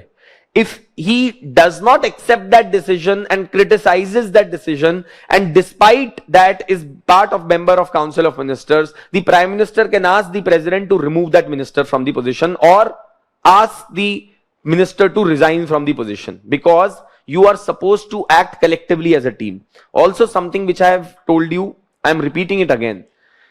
Minister, whether you are a member of Lok Sabha or Rajya Sabha does not matter. You are collectively responsible as a council to the Lok Sabha. Is that clear? इसके अंदर council of ministers में क्या क्या categorization of ministers होता है, we will discuss that in a bit. But for now, let's understand this, right? That the principle of collective responsibility means that the entire council of ministers sink and swim together. So अगर prime minister resign करेगा तो इसका मतलब यह है कि पूरी council of minister resign कर दी है, because he is the leader of the team. If the prime minister dies, then also it is considered that the entire council of ministers has been dissolved and the new council of ministers needs to be appointed and they need to take oath. So when Indira Gandhi was assassinated, after that it was assumed that the entire council of ministers has been dissolved, and then the president of India called Rajiv Gandhi to become the prime minister. Some people ask that, sir, how did that happen when now there is no council of ministers? Who advised the president? The president can exercise his discretion in such a manner. He went as per the Congress leadership and the Congress party, who convinced him that, sir, he seems to be the most appropriate candidate as of now. You please call him to become the prime minister. And then उसके बाद prime minister जो है वो अपने आपको support लाके दिखा देगा कि ये उसके पास काउंसिल ऑफ मिनिस्टर का सपोर्ट है, and all of that. And then the new prime minister as well as the entire council of ministers will have to be sworn in again. Death of Prime Minister or resignation of Prime Minister brings the life of Council of Ministers to an end. Death of Prime Minister or resignation of Prime Minister ensures that the entire Council of Ministers has to resign and has to take the oath again.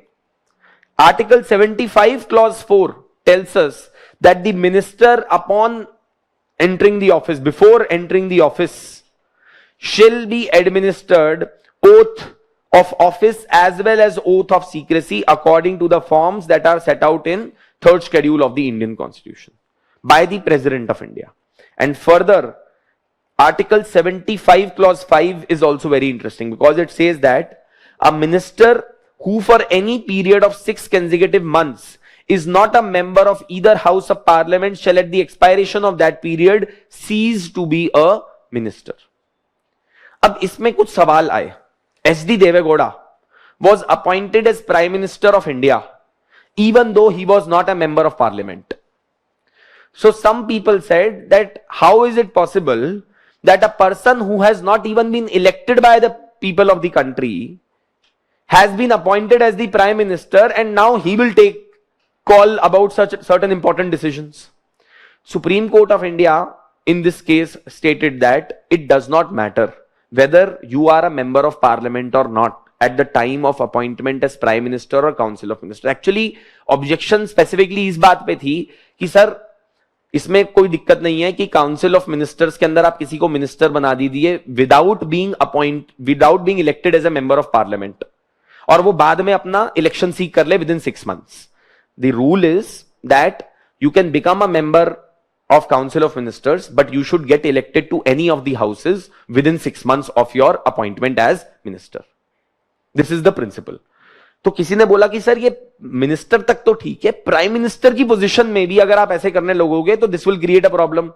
Prime minister has a special position as compared to rest of the ministers. Court said no. Look at the oath of office and secrecy. Prime Minister has same oath as Council of Ministers.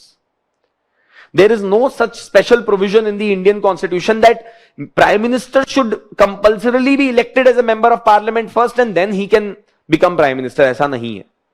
Even Prime Minister can be appointed from any person can be appointed as Prime Minister and then within 6 months they should seek election from any of the houses of the Parliament. We are not going to say that this is unconstitutional. This same happened in case of Jayalalitha as well.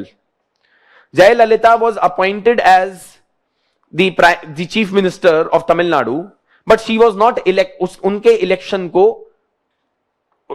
her election had been called into question that there was some counterfeiting etc all of that had taken place in her election. So therefore how can she become Prime Minister if a Chief Minister if she is not a member of the Legislative Assembly, if she is not chosen? आप इतनी important position में किसी को कैसे बिठा सकते हो without having the mandate of the people?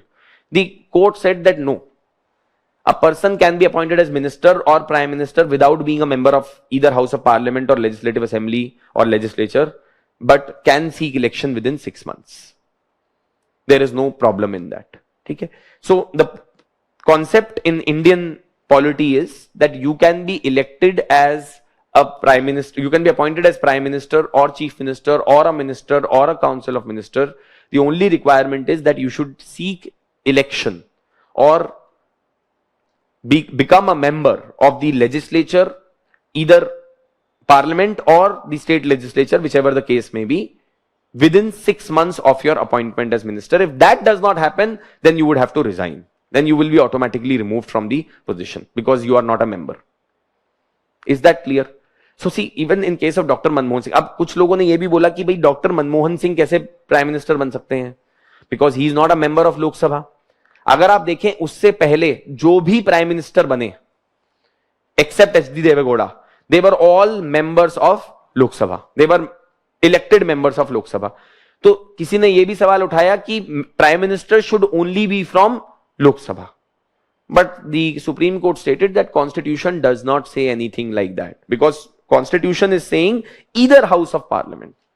So it's yes, as a convention Prime Minister should be from Lok Sabha, but that's only a convention.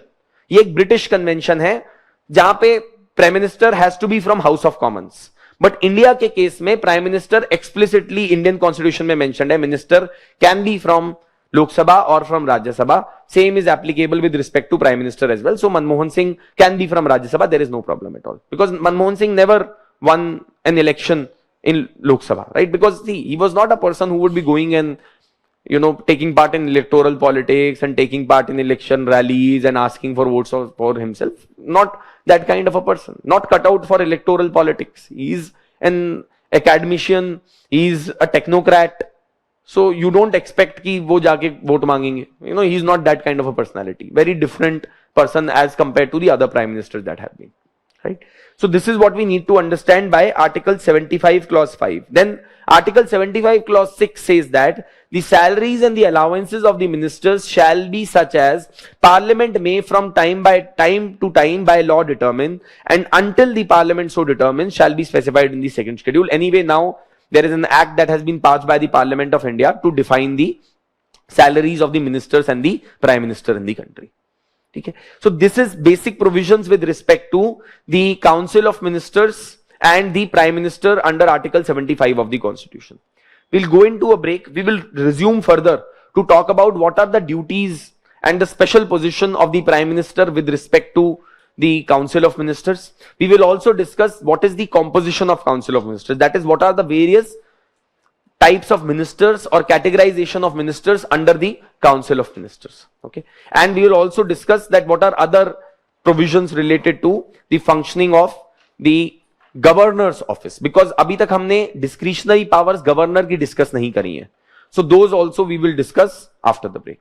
Okay, I'll see you in a few minutes. In any case, if there are any other doubts, etc., we'll take them up after the break. हाँ जी, बोलिए.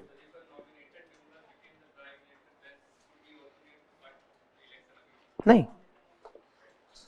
a person needs to be a member of the parliament. That is all that is required. So the question that has been asked is that if can a nominated member become the prime minister? Of course can, but see, usually it will not happen. Okay, I mean, अगर prime minister बन रहा है तो कम से कम राज्यसभा से ही member elect हो जाएगा. But nominated member तक की नौबत आ जाए तो देन आप खुद सोच सकते हो कि वो ऐसा होगा नहीं, आज तक हुआ नहीं है ऐसा. But as such there is no bar which is there in the constitution. Even a nominated member can be appointed as minister.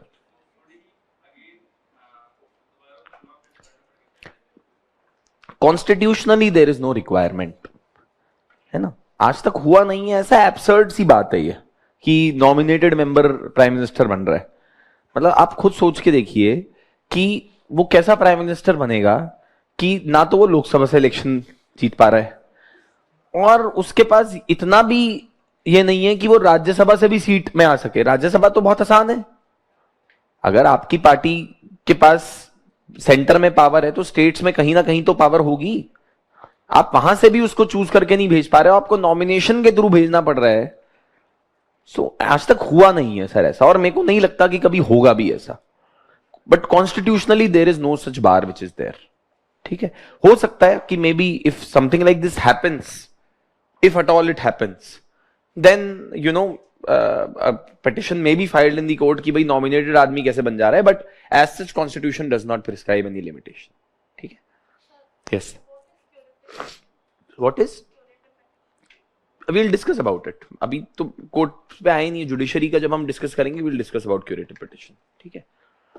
Now, अच्छा, so see, for the topic of Council of Ministers, I decided that instead of unnecessarily spending time on dictating notes, we already have everything which we'll be discussing in your value-added material itself. So I will refer this for discussing further about the duties of the Prime Minister and duties of the Prime Minister with respect to the Council of Ministers, etc., and so on and so forth. So first and foremost, let's discuss about the duties of the Prime Minister with respect to the Council of the Ministers. Okay. So what are the functions of the Prime Minister with respect to the members of the other Council of Ministers? And I'll come to what all, like who all is there in the Council of Ministers in a bit, but let's first discuss this. So in this, First is that what is the relationship of the Prime Minister with respect to the other Council of Ministers? One that we have understood is that as far as the appointment of the other ministers of Council of Ministers is concerned, it is the Prime Minister who recommends to the President with respect to their appointment. So, the Prime Minister recommends the persons who can be appointed as ministers by the President, and the President works according to the advice of the Prime Minister. So this is one.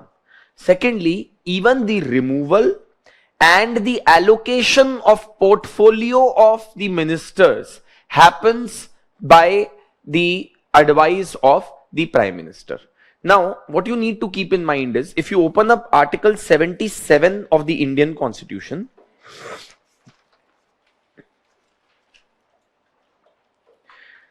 and if you see Article 77 Clause 3, it says that the President shall make rules for more convenient transaction of business of Government of India and for allocation among the ministers of the said business. So, the President of India is supposed to make rules for the allocation of business and the transaction of the business of the Government of India. These are not supposed to be made by the President in his discretion, but on the aid and the advice of the Prime Minister and the Council of Ministers. And इन्हीं rules के अंदर जो President है वो portfolio allocation करता है, that who will be giving rail ministry, who will be given the Ministry of Defense, who will be given Ministry of Finance, etc. But all of this portfolio allocation by the President under his powers to make the rules for the allocation of business is also done on the recommendation of the Prime Minister, not by the President in his discretionary capacity. Okay, so the allocation and the changing of the portfolios of the ministers also happens according to the Prime Minister of the country. So that is the second thing which you need to keep in mind, because UPSC may ask you that discuss the relationship between the Prime Minister and the Council of Ministers under the Indian Constitution. वहां पे आपको ये सारी चीजें लिखनी होंगी, that the appointment of the other ministers is done by the President of India on the aid and the advice of Prime Minister. Secondly, then the allocation of the portfolios as well as the shuffling of the portfolios for the ministers is also done on the recommendation of the Prime Minister. Then thirdly, if there is a difference of opinion between Prime Minister and any of his subordinates, actually subordinate गलत term use किया हुआ है, and any of the other ministers in the Council of Ministers, he can ask the minister to resign or can ask the President to dismiss him. This I have already told you. Principle of collective responsibility means that if a minister does not agree with the decision of the Council of Ministers, then either he should resign or he should be removed by the President of India. Or the third is that he should accept the decision of the Council of Ministers, because the principle of collective responsibility means कि सबका decision है. आप ये नहीं कह सकती ये मेरा decision नहीं है, ये तो rest of the ministers का decision, and that is not possible, right? That is why in one of the batches student asked that, sir, is the minister from, if the minister is from Rajya Sabha, is he responsible to Lok Sabha? भाई वो वैसे भी खुद responsible नहीं है लोकसभा के लिए, collectively as a team you are responsible to Lok Sabha, तो उसकी इंडिविजुअल रिस्पॉन्सिबिलिटी जो है वो वैसे भी लोकसभा को नहीं है. His individual responsibility is towards the president of India, right? We read about Article 75 Clause 2 where it says that the minister shall hold the office during the pleasure of the president. So individual responsibility of a minister is that to the president, but collective responsibility is that to the Lok Sabha. Further, the Prime Minister presides over the meetings of the Council of Ministers and also influences the decisions of the meeting. So any decision that will be taken in the Council of Ministers, of course, it is expected that the Prime Minister would agree to that decision. Okay. Then further, he guides, directs, controls and coordinates the activities of the ministers. So he can even reprimand the ministers for something which he thinks they have done wrong. He guides them in their actions. Even though Prime Minister may not be directly taking care of the ministries which are under the control of the various ministers under the Council of Ministers. But since he's the leader of the team, he has powers to ask questions of his individual ministers and to ask them to submit records and reports also to him with respect to performance of their ministries. And this has become a very common phenomenon today in government, where regular presentations are supposed to be made by the ministers in front of the Prime Minister of the country. Prime Minister every couple of months takes a brief from his ministers with respect to the performance of their ministries and the targets which had been set in the meetings of the Council of Ministers or the meeting of the cabinet. This of course is a very Prime Minister centric thing. It's a very personality centric thing. It will depend upon who is in power. When Dr. Manmohan Singh was the Prime Minister of the country, there was something called as empowered group of ministers that had been created, which was nothing but within the Council of Ministers, कुछ ministries को अलग-अलग निकाल के empowered group बना दिया गया था. There was one empowered group that was created on defense, one empowered group that had been created on internal security, one that had been created on investment, one that had been created on road transport, etc. and all of that. And in kuch empowered group of ministers mein even Prime Minister was not there, where Dr. Pranab Mukherjee was the member of some of these empowered group of ministers and he was taking decisions, therefore diluting the leadership of the Prime Minister. But it's a very Prime Minister personality centric thing. Present Prime Minister is calling shots in most of the things with respect to the decisions of most of the ministries. Most of the decisions today are being taken by the Prime Minister's office and then they are conveyed to the ministry ki ye karo.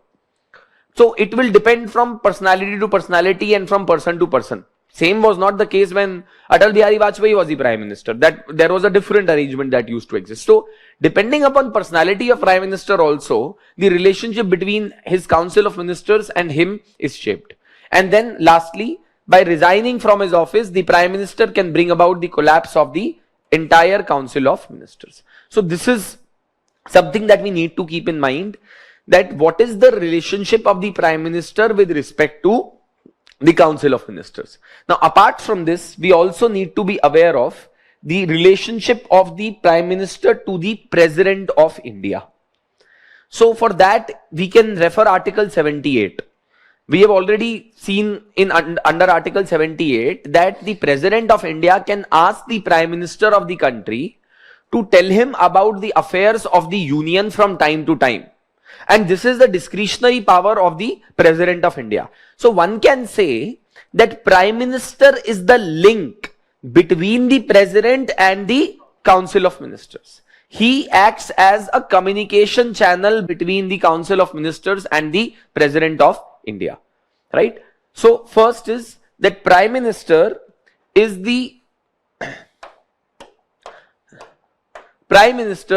principal channel of communication between the President and the Council of Ministers. He communicates to the President all the important decisions of the Council of Ministers relating to administration of affairs of the unions and proposals for legislation. This can happen in two ways. One, if you read Article 78, it says that it shall be the duty of the Prime Minister to communicate to the President all the decisions of the Council of Ministers relating to the administration of the union. Apart from that, even President himself can ask the Prime Minister that you tell me what is happening with the respect to the affairs of the administration of the union, right? So both ways it functions. एक तो Prime Minister की ही duty है कि वो President को informed रखे about the decisions of the Council of Ministers and the affairs of the union. दूसरा, President के पास otherwise भी power है discretionary to ask the Prime Minister to tell him about the affairs of the union. So he furnishes such information relating to administration of affairs to the union and proposals for legislation as the President may call for.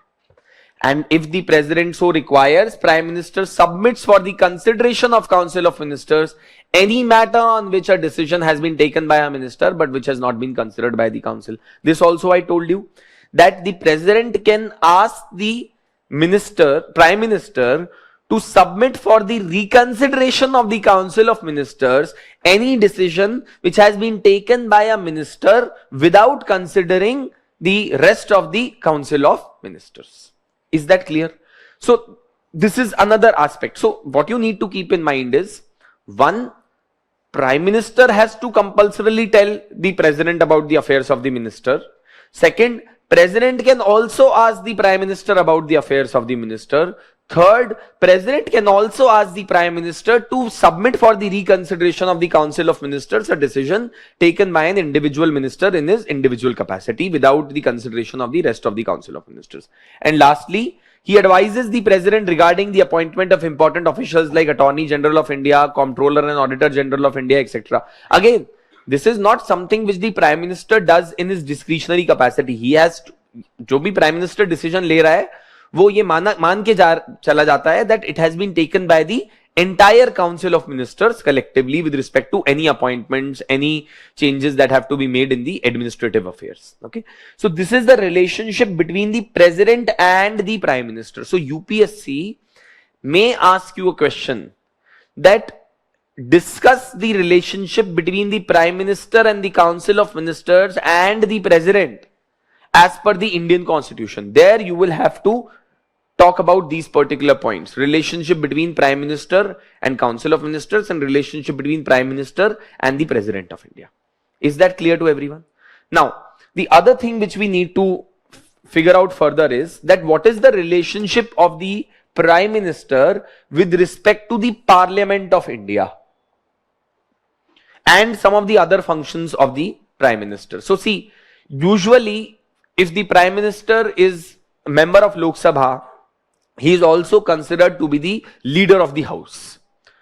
Because he is the Prime Minister, it is expected that he will lead the entire Lok Sabha. Similarly, if he is member of Rajya Sabha, there he is expected to be the leader of the Rajya Sabha, so as to lead the house. So first and foremost, as far as the relationship between the Prime Minister and the Parliament is concerned, one, he is the leader of the lower house if he is elected from Lok Sabha, and he is leader of the Rajya Sabha if he is elected from Rajya Sabha, and he advises the President with regard to summoning and proroguing of the sessions of the Parliament. Again, ये मान के चला जा रहा है that Prime Minister खुद से नहीं कह रहा है, but after discussing with the rest of the Council of Ministers. Secondly, he can recommend dissolution of Lok Sabha to the President. Again, the same principle. And he announces the government policies on the floors of the House. Because he is the leader of the House, number of important policies and announcements are made on the floor of the House by the Prime Minister. Okay. Now, further, what are the other functions of the Prime Minister? See, first and foremost, we know that he is the chairperson of the Niti Aayog. Earlier, he was the chairperson of the Planning Commission. Now he is the chairperson of the Niti Aayog. He is also chairperson of the National Development Council that used to exist earlier, right? Ab Niti Aayog ki jo council hai, he is the chairperson of that council. Then apart from that, he is also the chairperson of the Interstate Council. We will discuss about Interstate Council, what exactly Interstate Council is under Article 263. He is also the chairperson of the National Integration Council, National Water Resources Council, and so on and so forth.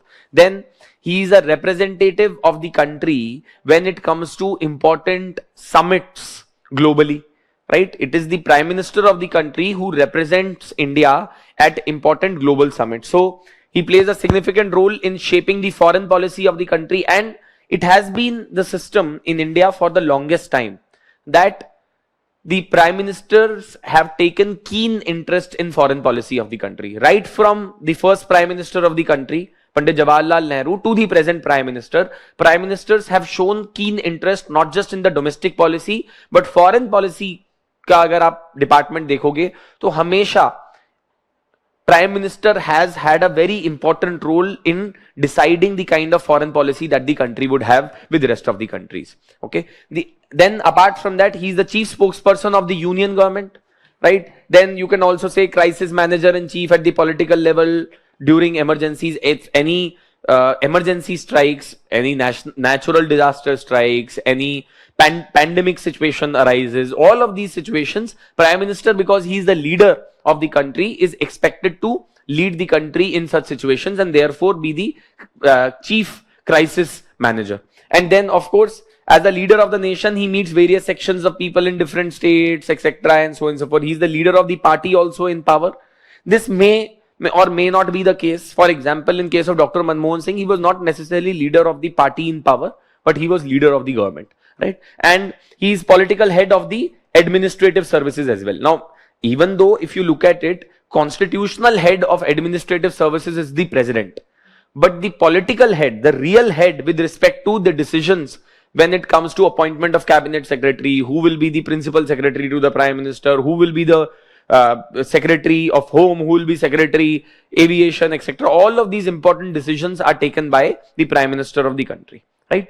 So this is the role of the prime minister. UPSC has not asked a question on the office of the prime minister for quite few years now. There is a possibility that they may ask. They may ask you about relationship of prime minister with the council of ministers, relationship of prime minister with the president, relationship of prime minister with the parliament, and other important functions of the prime ministerial office as well. ऐसा कुछ question दे सकते हैं that considering the considering the importance of the prime minister's office in the country, discuss the most important functions that are performed by this office and what is its relationship with the parliament. ऐसा कुछ करके they may give you questions, so you will have to highlight these particular things. ठीक है? Is this clear? बहुत ज्यादा कुछ इसमें analysis का है नहीं, self explanatory चीजें हैं ये. ठीक है? These are more like administrative things as compared to constitutional things if you look at it.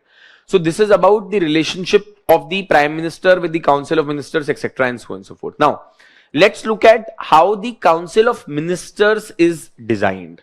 Now see, council of ministers को अगर हमें एक Venn diagram के form में दिखाना हो, it would be something like this, where if this is the entire council of ministers, then some ministers, those who hold the most important portfolios, are called as cabinet ministers.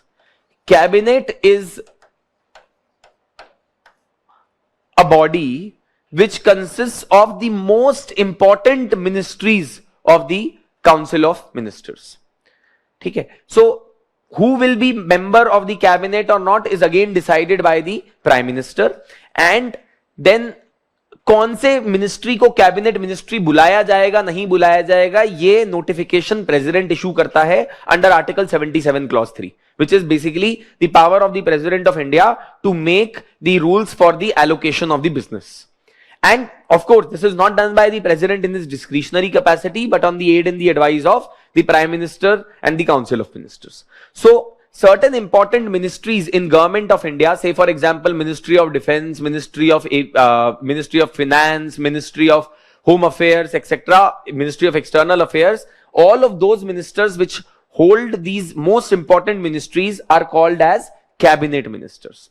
अब इसी के साथ साथ एक और type of ministers होते हैं which are ministers of state with independent charge. So जो next in line होते हैं उनको कहा जाता है minister of state with independent charge, which basically means that they have complete control and charge of their ministry. In उस ministry के अंदर इनके ऊपर कोई नहीं होता, right? So other than cabinet ministries, जो कि कम, usually cabinet ministers will be 10 or 12. Cabinet ministry one can say is a more powerful body within the council of ministers. तो अब आप देखिए, काउंसिल ऑफ मिनिस्टर्स का size India में usually 70 to 80 के बीच में वेरी करता है. Now if important decisions are suppose to be taken, it will not be possible to call all the council of ministers and to take decisions collectively by the entire council of ministers. So what happens is that decisions are taken, most important decisions with respect to the government are not taken by the entire council of ministers but are taken by the cabinet. But then the question will arise that, sir, आपने तो बोला था that all the decisions are supposed to be taken collectively. Then how can a few chosen ministers within the council of ministers take decision? Because the system or the convention that has been created is that this cabinet is taking decisions on behalf of the entire council of ministers. जब previous government के अंदर empowered group of ministers बनाया हुआ था, that was nothing but on different subjects you had selected few ministers and created a group of them, and they would take decisions on those subjects on behalf of rest of council of ministers. तो आपने instead of keeping one cabinet multiple cabinets बना दी थी. आप समझ पा रहे हो? In a way, what was done was that smaller cabinets had been created of smaller number of ministers from the Council of Ministers on various subjects.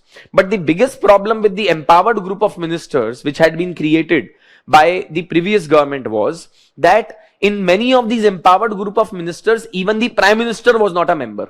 So basically, decisions were being taken by the empowered group of ministers on behalf of Council of Ministers without even the Prime Minister knowing what decisions had been taken.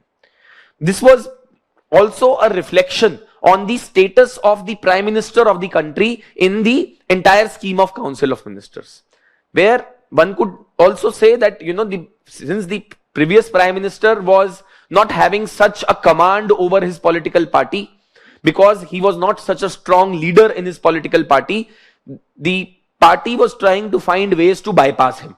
And the best way was that ये empowered group of ministers बना दो. तो एक तरीके से किया क्या गया था, कैबिनेट के with in empowered group of ministers बना दिए थे, और वो उसमें प्राइम मिनिस्टर भी नहीं था, है ना? So that is one thing that we need to keep in mind. Now anyway, so you have cabinet which consists of the most important ministries. Then you have Minister of State with independent charge, a person who will be having complete charge of his ministry. Then उससे जो थोड़े junior और ministers होते हैं, जो नए नए ministers बने होते हैं, they are made as Minister of State, but they do not have an independent charge. तो इनको क्या दिया जाता है? बेसिकली क्या होगा? Either a cabinet minister or a Minister of State with independent charge will be heading one complete ministry. उसके under कुछ डिपार्टमेंट जो हैं वो एक मिनिस्टर ऑफ स्टेट को दे दिए जाएंगे. Within ministry there are departments which are there, because the work of the ministry is also divided into departments, है ना? जैसे आप एजुकेशन डिपार्टमेंट देखेंगे, मिनिस्ट्री ऑफ एजुकेशन है. Ministry of education in India has different departments. There is department of higher education, there is department of senior secondary and the higher secondary education, and then there is a department of primary education. तो ऐसा हो सकता है कि if let's say the education minister is X person, he may be a cabinet minister, but उनके नीचे एक minister of state होगा जिसको एक department within the education ministry का control दे दिया जाएगा. So then you have minister of state below the minister of state with independent charge and cabinet minister. Minister of state may be working as the head of a department in a ministry, either under a cabinet minister or minister of state with independent charge. And uske niche bhi you have another ministers that may be created who are deputy ministers, who are even much younger ministers. तो इनको और significantly less important ministries दी जाती हैं, and they will also not be having independent charge of the ministry, but some particular department within a ministry that also is not the most significant they will be given. Usually this is given to the youngest of the members, or the the ones, those who are not very new to ministry, so that they can get accustomed to how the ministry functions. They can get an understanding of the administration of the affairs of the union, and then eventually once they gain experience, they may be promoted to become minister of state, and then eventually be promoted to become minister of state with independent charge, and then finally cabinet minister.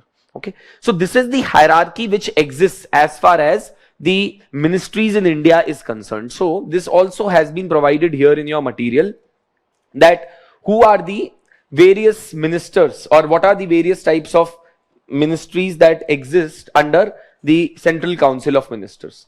So, composition of the Council of Ministers. First and foremost, we have the cabinet ministers. Who are they? Cabinet ministers are those ministers who are holding very important portfolios such as defense, home, finance, foreign affairs, etc. Which ministries will be classified as cabinet ministry will be decided as per the allocation of business rules made by the President of India under Article 77 Clause 3. बार बार बोल रहा हूं, ये president अपनी discretion में नहीं बनाता है rules, ठीक है? These are rules which are made by the president as per the aid and the advice of Council of Ministers. They are highest in status, emoluments, and powers. it is these ministers who constitute the cabinet, which has been described as a wheel within a wheel, right? And the size of the cabinet, their number will vary from time to time, but usually it does not exceed 20. At present, if I am not wrong, the number is 12. Okay. Cabinet ministers collectively formulate the policy of the government and are entitled to attend all the meetings of the cabinet. Occasionally, senior leaders are included in the cabinet as ministers without portfolio. ऐसा भी हो सकता है that some senior leaders of a particular government may not be given any portfolio per se, but may be included as cabinet ministers. In recent times, this has not been the phenomenon. Used to happen regularly during the 70s and the 80s. Now, further, below the minister, below the cabinet minister, we have minister of state. So, minister of state can be one who may be having an independent charge or maybe having some department or ministry under the overall control of a cabinet minister or a minister of state with independent charge. So, minister of state, they are next in rank and can either be given independent charge of ministries or departments or can be attached to cabinet ministers or even minister of state with independent charge. In case of independent charge, they perform the same functions and exercise the same powers in relation to their ministries or departments as the cabinet ministers do. However, they are not members of the cabinet and they can attend the cabinet meetings only when they are asked to do so. Right? So they can attend the cabinet meeting only when specially invited, when the affairs of their departments are to be considered. Then below minister of state with independent charge and minister of state, we have the deputy ministers, as I told you, who are next in rank to ministers and do not hold any independent charge of any department and perform such functions as the minister in charge may delegate to them. This is what is we need to understand by the composition of the council of ministers. इसके अलावा देखिए, अब एक और concept emerge किया है पिछले कुछ सालों में, and that is the concept of parliamentary secretaries. Actually parliamentary secretaries are not necessarily ministers, but this is a way that has been found by some of the state governments in order to circumvent the requirement that has been put by 91st Constitutional Amendment Act. अब बहुत सारी states में, आप जैसे दिल्ली के अंदर देखिए, now 67 MLAs get elected out of 70. The maximum size of Council of Ministers in Delhi is 7. It is mentioned in the Constitution itself. Maximum size of Council of Ministers in Delhi is 7. अब उसको 67 chief minister और including chief minister है ये. सो इसका मतलब है chief minister तो वैसे ही इलेक्टेड है, वो तो पहले से डिसाइडेड है. अब 6 मिनिस्टीरियल बर्थ बची हैं, उसमें एक आपने already you gave it to the deputy chief minister Manish Sisodia, and then अब बची 5. अब there are 62 people and you have 5 ministerial portfolios. अब किसी को दोगे किसी को नहीं दोगे तो फिर इनके अंदर होगी लड़ाई, राइट? एंड फिर कॉल आएगा बीजेपी हेडक्वार्टर से, राइट? कि आ जाओ यहां, हमारे पास तो बहुत कुछ है देने को तुम्हें. See I am just giving, I am just joking, okay? I mean I am trying to give you an example. Opposition party will always try to lure the members of the government or lure the member of the opposition party, जिनको उन्हें पता है कि जो disgruntled है. That is what opposition parties are looking for, कि भाई किस तरीके से तोड़ के इनको वीक कर दें, right? So then in this situation what does the chief minister do now? What, and this is not something which was only done by Arvind Kejriwal, many other state chief ministers have done this, because requirement है कि भैया सबको खुश रखना है, but इतनी तो ministerial portfolios ही नहीं है, तो क्या करें? Then what was done in Delhi was that some people were offered the position और given the position of parliamentary secretary, where they were given a separate office, they were given certain functions and powers also within the ministry, but उनको बस minister नहीं बुलाया जाएगा. वो काम minister जैसे ही करेंगे पर वो मिनिस्टर नहीं कहलाएंगे. उससे क्या होगा?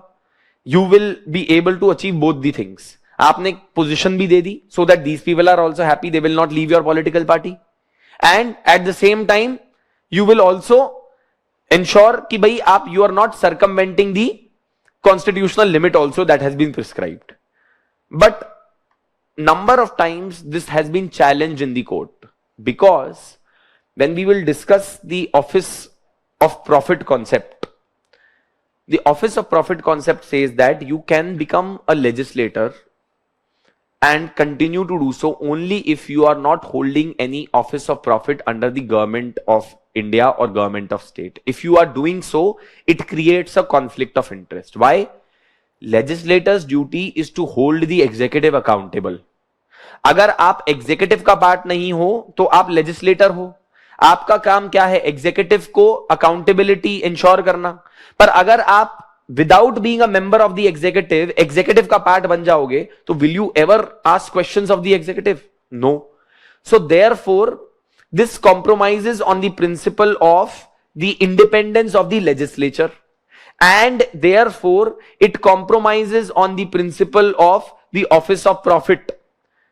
As a result, in many states, objections have been raised regarding the appointment of members of legislators as parliamentary secretaries, and in some states it has been alleged that this is an office that can be labeled as office of profit. तो उसके बारे में controversy क्या हुई and Delhi के अंदर specially क्या हुआ? Because in Delhi, after some people had been appointed as parliamentary secretaries, a complaint was made to the president of India that sir, these people are holding office of profit, इन लोगों को disqualify किया जाए. और election commission से advice लेनी होती है president को. तो फिर उसके बाद there were certain things that were done, a legislation was brought in to exempt these offices from the office of profit. फिर वो जो legislation LG के पास गई तो LG ने उसको reject कर दिया, and a number of other things happened. So we will discuss about all of these things when we will take up the concept of office of profit. But for now, what you can remember is that this is the composition of the Council of Ministers under the Indian Constitution, right? As such, this is some Indian Constitution only mentions the term Council of Ministers. Cabinet भी जो है वो Indian constitution में originally कहीं नहीं mention था. It has now been introduced in the Indian constitution by the 44th constitutional amendment act, and that was basically with respect to the imposition of emergency. National emergency जब recommend की जाएगी president को लगाने के लिए देश में, it has to be recommended on the written advice of the cabinet. The reason for that is because Indira Gandhi imposed national emergency without consulting her council of ministers, and she just went to President Fakhruddin Ali Ahmed and she told him that please impose national emergency under Article 352 on the grounds of internal disturbance. And she did not consult the rest of the council of ministers. So as to avoid this happening in future, when Janata Party government came into power, they introduced 44th Constitutional Amendment Act, and they said that the written advice of the cabinet is compulsory for the president to impose national emergency.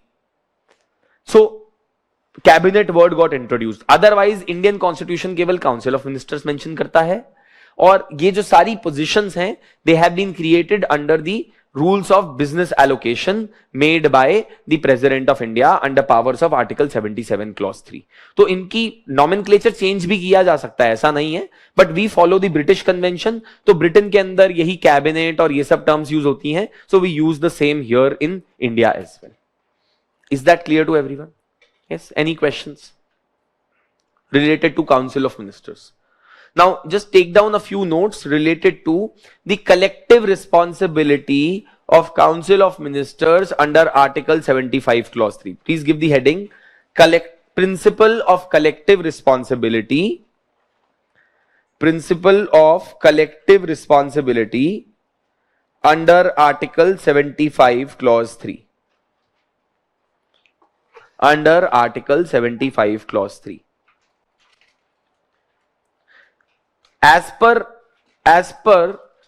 the Constitution, the Council of Ministers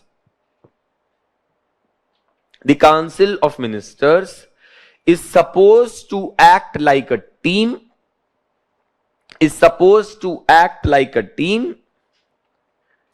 and they sink and swim together.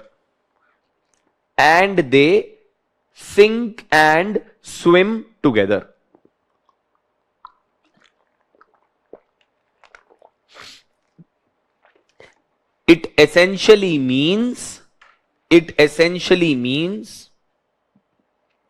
The Council of Ministers has to take decisions.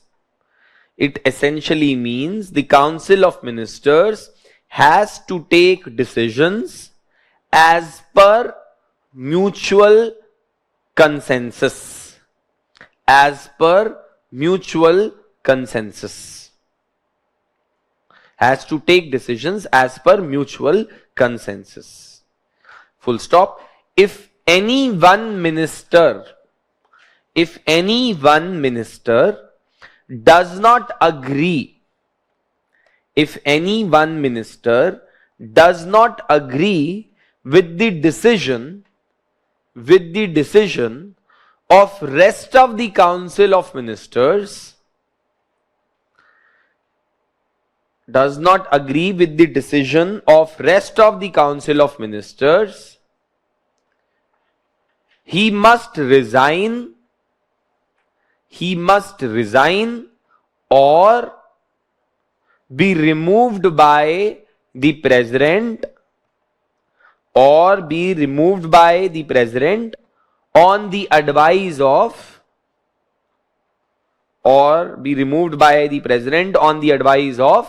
the Prime Minister. On the advice of the Prime Minister. Full stop. The principle of collective responsibility ensures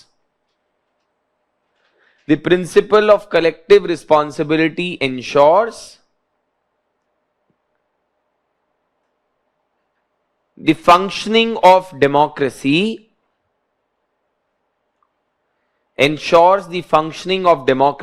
as it results in indirect accountability.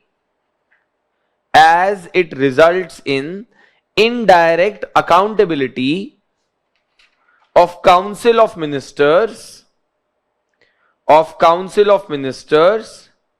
to the people of the country.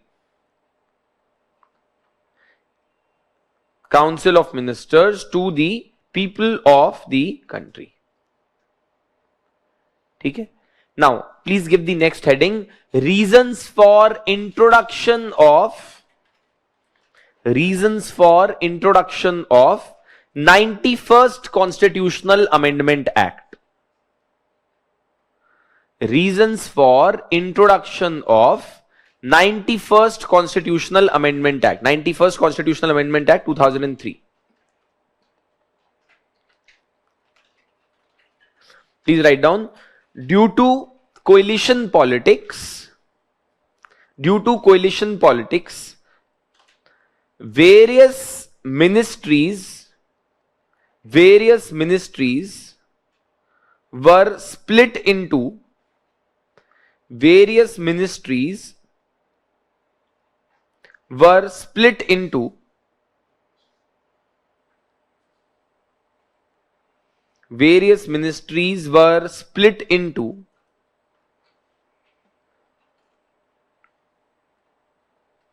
newer departments and ministries,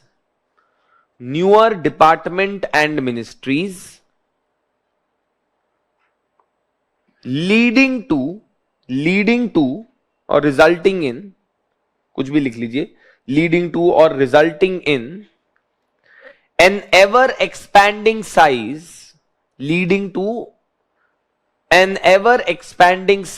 of Council of Ministers. Leading to an ever expanding size of COM. This, full stop, this created several challenges.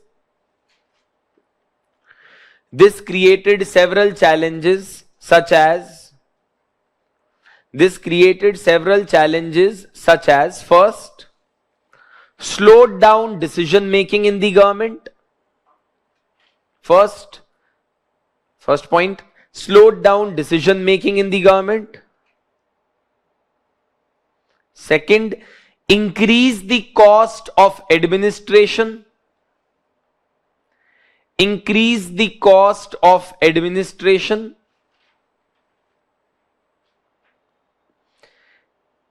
Third, created interministerial conflicts. Created interministerial conflicts and led to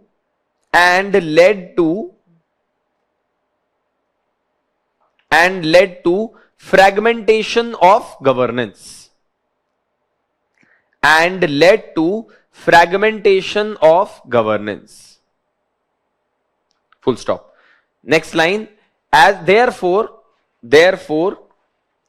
91st Constitutional Amendment Act 91st Constitutional Amendment Act put a cap on the size of Council of Ministers. Put a cap on the size of the Council of Ministers. Put a cap on the size of the Council of Ministers to a maximum of 15% of total strength of House of the People, and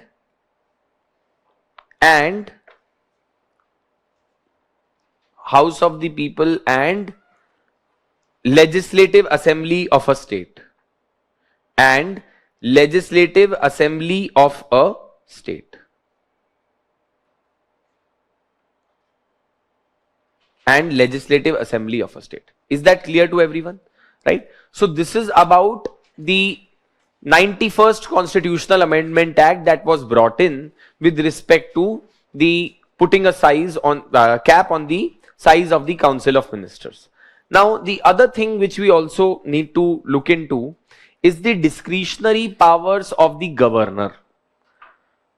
Okay, so let's open up the provisions related to the governor under the Indian Constitution, and please check Article 163 of the Constitution. 163.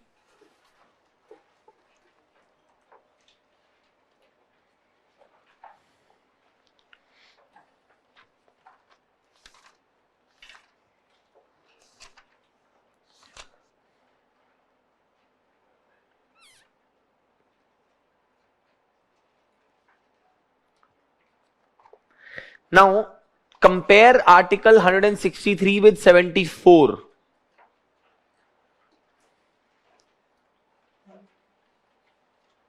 और 163 को compare कीजिएगा. Just spend like 2-3 minutes on that and then I'll discuss. Compare 74 with 163 once.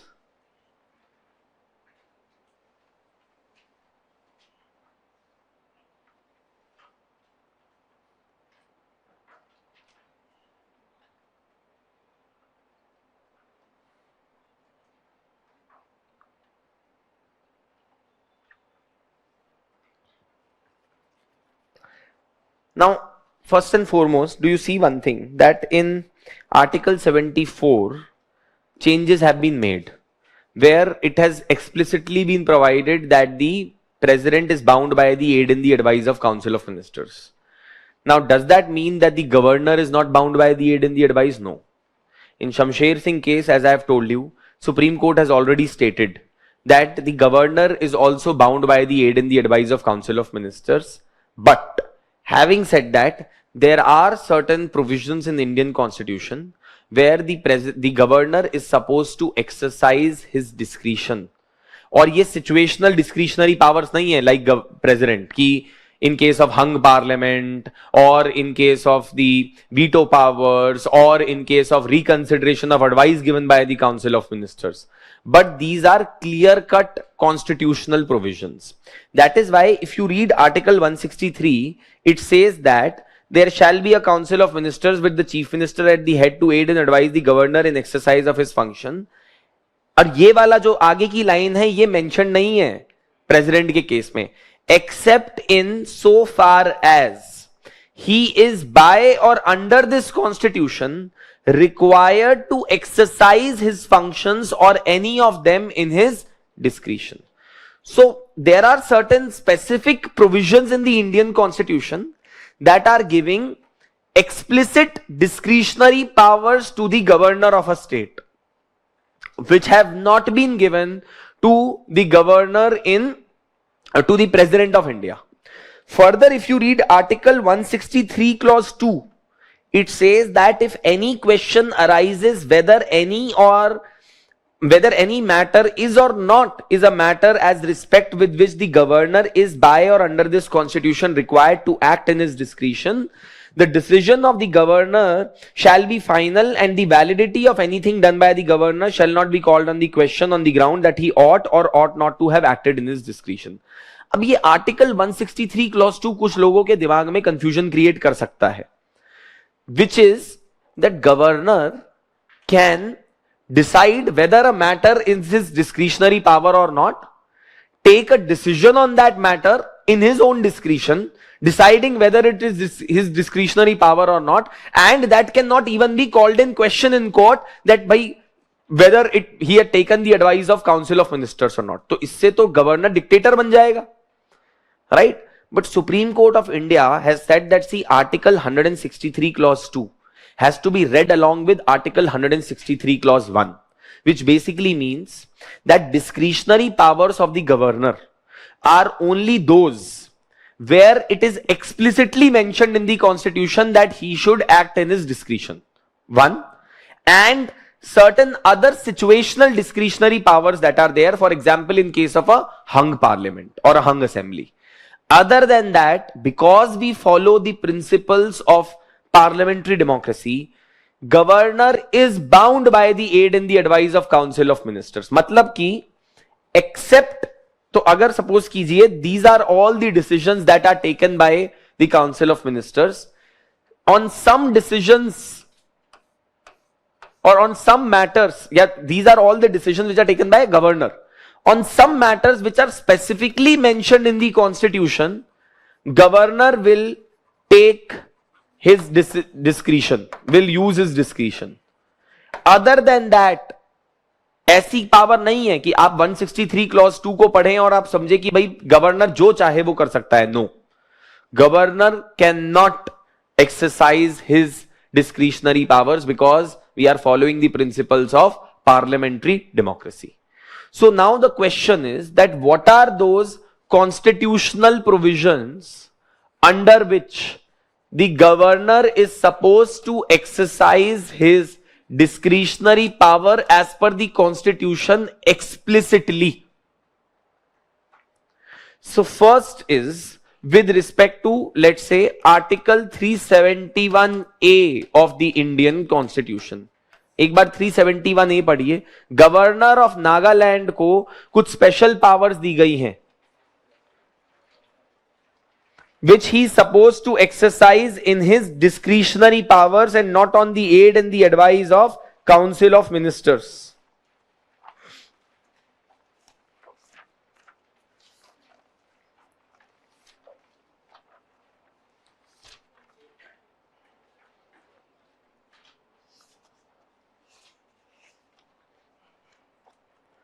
ठीक है, if you read clause B, subclause B of clause 1, it says that the governor of Nagaland shall have special responsibility with respect to law and order in state of Nagaland for so long as, in his opinion, internal disturbances occurring in Naga Hills, Tuensang area immediately before the formation of that state continued therein or any part thereof, and in the discharge of his function in relation thereto, the governor shall, after consulting the council of ministers, exercise his individual judgment as to the action be taken.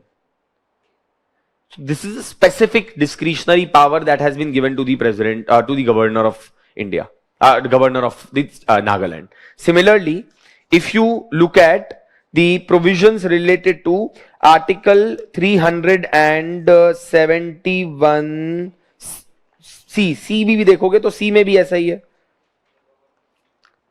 ठीक है, C में नहीं है, sorry, not C, जी में तो है ही है sir, एक मिनट रुकिए, तो आई नो जी में है. There is one more provision that I am looking for. One second.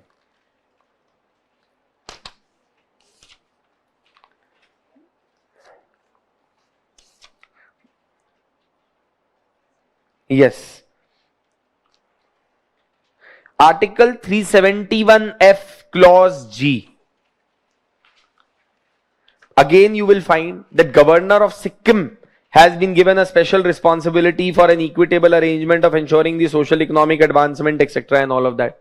So this one is also coming under specific discretionary power of governor. Similarly, same powers that have been given to the right Mizoram के governor को भी 371G में दिया हुआ है, right? दिया है कि नहीं दिया है? तुमने बोल दिया मुझे. नहीं है यार, एक्चुअली ना I had these provisions noted down. One second. Yes, article 371H में है, not G. Okay, 371H has that provision. Governor of Arunachal Pradesh. If you see 371H clause A, the governor of Arunachal Pradesh shall have special responsibility with respect to law and order in the state of Arunachal Pradesh in the discharge of his functions in relation thereto. The governor shall, after consulting the council of ministers, exercise his individual judgment as to action to be taken.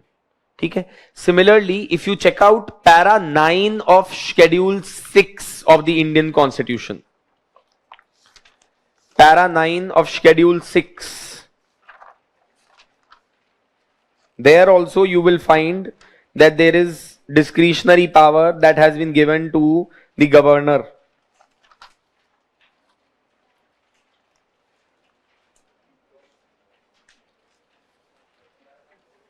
Para 9 of schedule 6.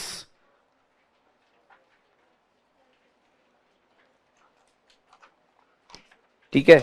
Then in schedule 5 also there is a provision. I'll give you the list of provision because na I had it noted down somewhere.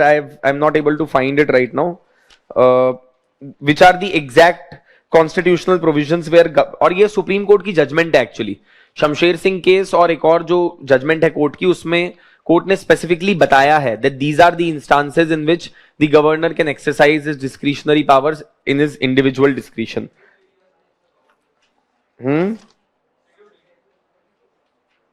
कौन सा paragraph है? 5th.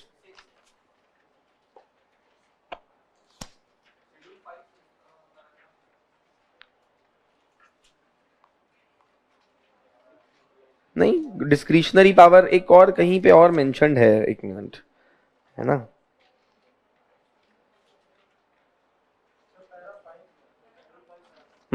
Para 5 में होगा, right?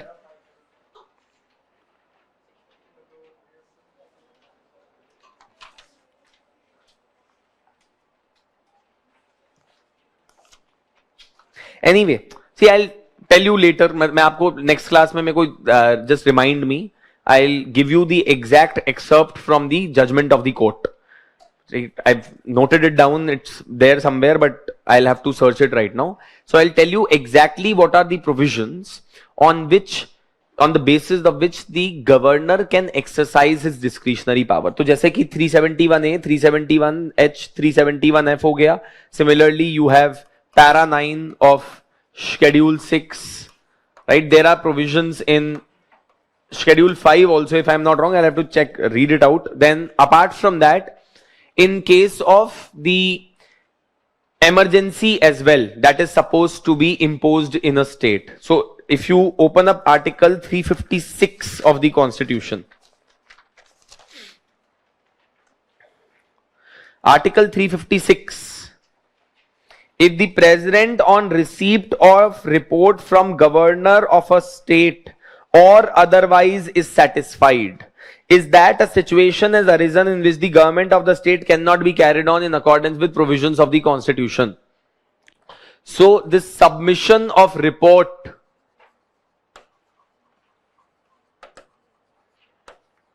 to President of India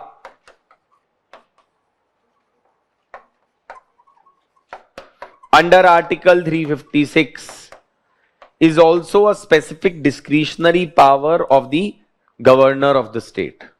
Then, apart from that, Article 201 of the Indian Constitution.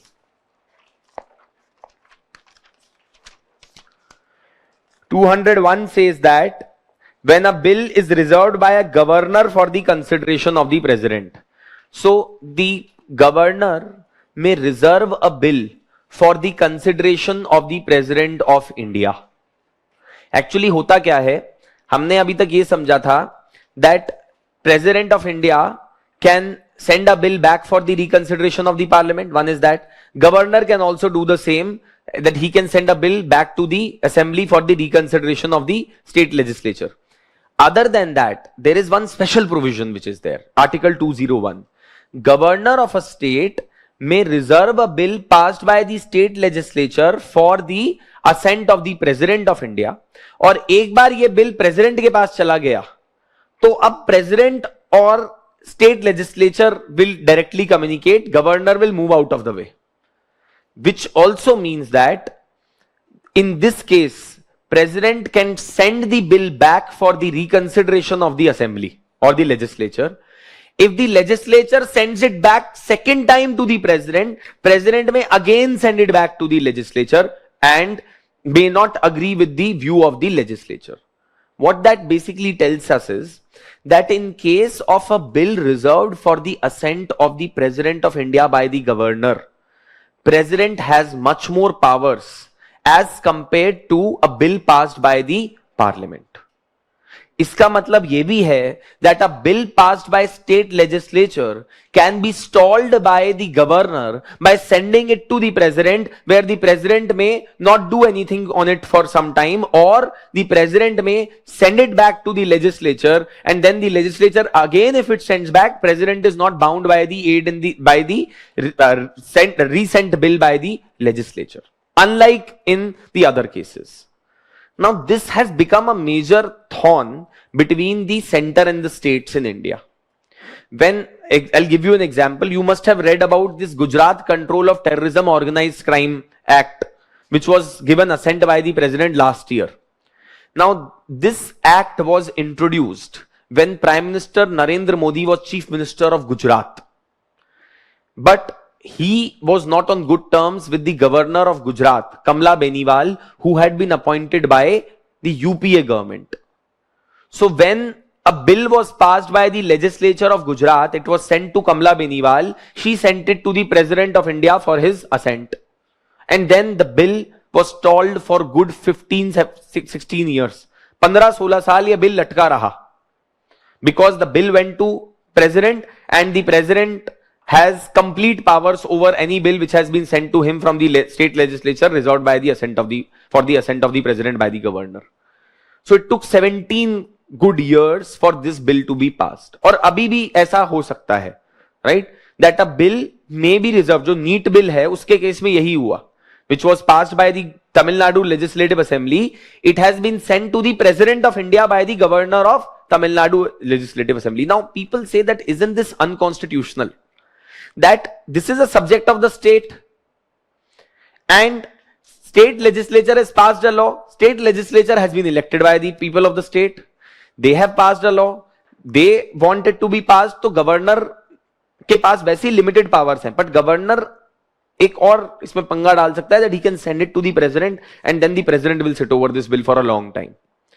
So there have been recommendations that have been made by, for example, Punchi Commission, that Article 201 को sparingly use करे जितना हो सके governor, because governor should act in harmony with the Council of Ministers. We have adopted principle of parliamentary democracy, and governor should not be misusing Article 201. Essentially, central government should not be misusing Article 201 to reserve a bill for the assent of the president and then sit over the bill and not allow that bill to become a law.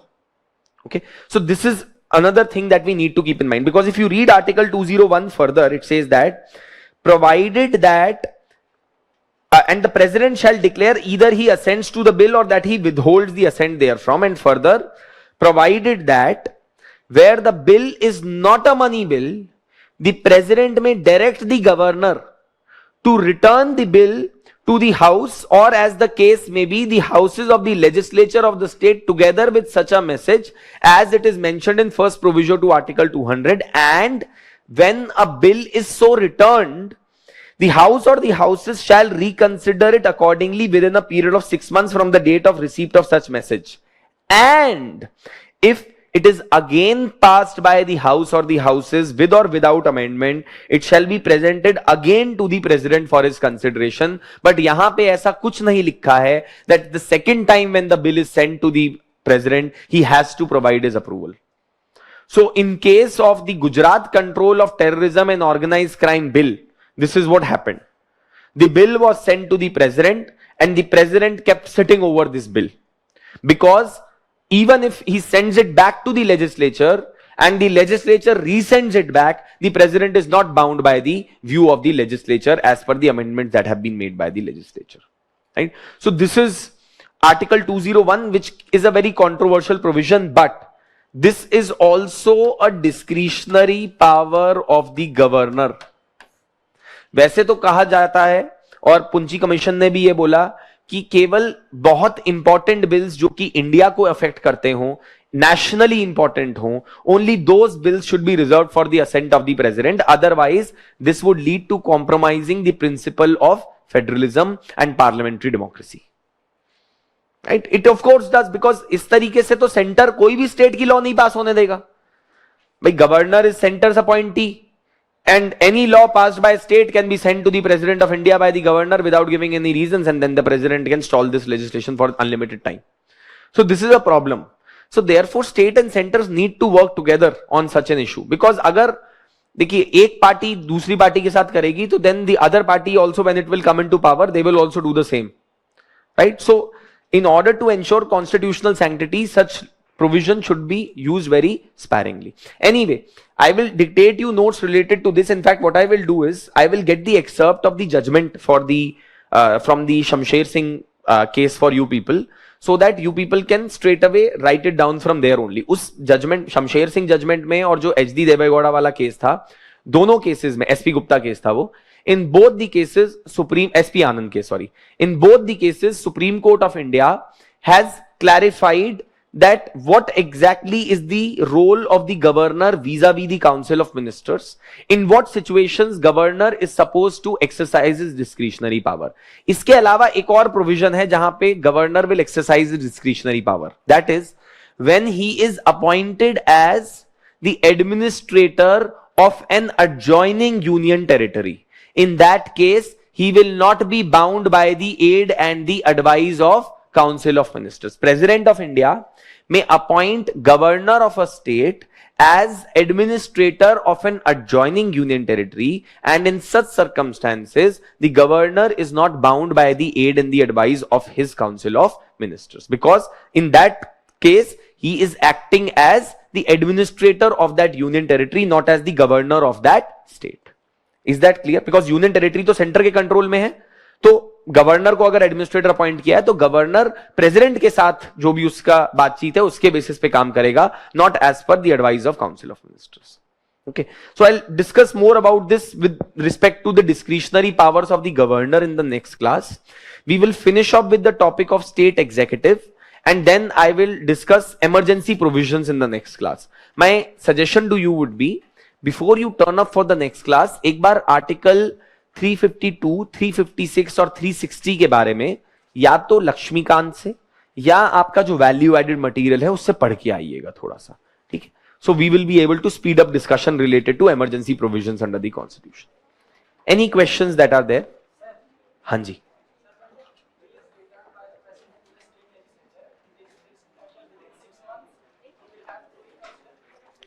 He will need legislature. हाँ guys, 1 second. हाँ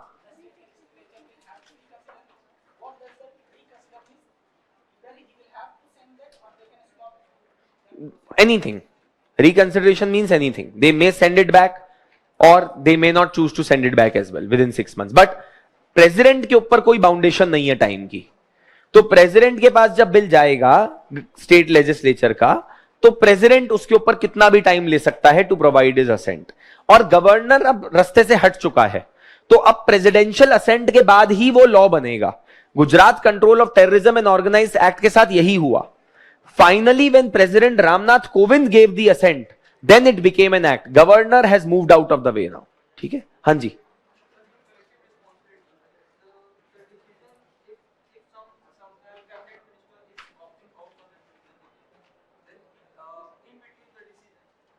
इन between the decision मतलब?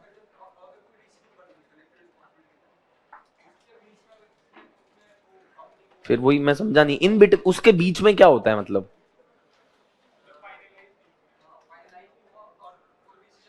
यार अब तुम एकदम ऐसे बोलोगे कि सर 5 बजे उसने डिसीजन लिया था और 8 बजे तक नहीं डिसाइड, नहीं तो क्या मतलब?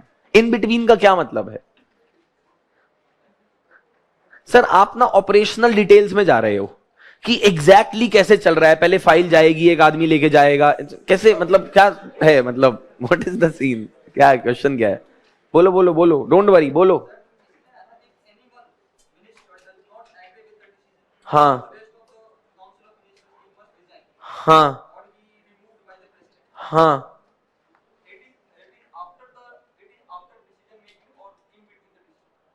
इन बिटवीन डिसीजन मेकिंग क्या होता है?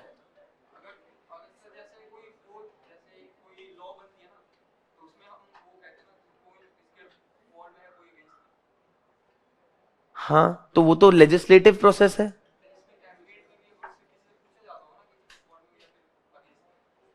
सर यूनानिमस डिसीजन होता है, यूनानिमस डिसीजन होता है सर। मतलब इन बिटवीन डिसीजन मेकिंग क्या होता है, मैं समझ नहीं पा रहा हूं आपकी बात। सर एक बॉडी बैठी है, वो डिसीजन ले रही है। जब उन्होंने डिसीजन ले लिया, आप अग्री करते हो तो हाँ, नहीं करते तो अब आप ये कह रहे हो क्या कि मतलब आप डिसअग्री कर सकते हो क्या डिसीजन? हाँ तो ठीक है, आप डिसअग्री करते हो तो करते हो, बट अब आप जब फाइनली डिसीजन ले लिया गया है तो माना गया है कि आपका इसके अंदर हामी है। सर कोर्ट की जजमेंट होती है, ऐसा थोड़ी ना है कि 5 जज की बेंच बैठती है तो पांचों के पांचों जज अग्री करेंगे एक ही बात से। 2 जज डिसअग्री भी कर सकते हैं, बट माना यह जाता है कि यही जजमेंट है कोर्ट की, पांचों की यही जजमेंट है ना? वही बात है। आप ना देखो ये क्यों सवाल आ रहा है, क्योंकि तुम जबरदस्ती कॉम्प्लिकेट कर रहे हो अपने दिमाग में, और कॉम्प्लिकेट कि इन बिटवीन क्या हो रहा होगा, वहां पे कैसे बैठे हो चाय पीते हुए, अगर किसी ने बोल दिया कि अरे नहीं। यस, बेसिक समझो सर, ऑपरेशनल डिटेल्स में मत घुस जाया करो हर समय, है ना? बेसिक ये है कि if a decision has been taken, it is considered to have been taken by the entire council of ministers. In between क्या होता है? इन बिटवीन मतलब कि भाई if you don't agree with it, then you better agree with it, as simple as that. And if you fine, आप उसके बाद भी अग्री नहीं कर रहे हो, देन यू रिजाइन। बस ये है सिंपल सा। ठीक है, हाँ जी। नहीं, there is nothing like that. Like for how many how many union territories the governor can be made as the administrator? There is no limit. In fact, for that matter, there is no limit on for how many states a governor can be made a person can be made a governor of, because it states 2 or more states, right? So a person can be made as a governor for multiple states, more than 2 states as well. Okay? Yes, any other questions?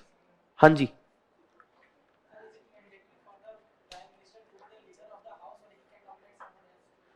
हो सकता है, जरूरी नहीं है, but generally by convention prime minister will be the leader of the house, but there can be someone else also who can be appointed as leader of the house. हाँ जी।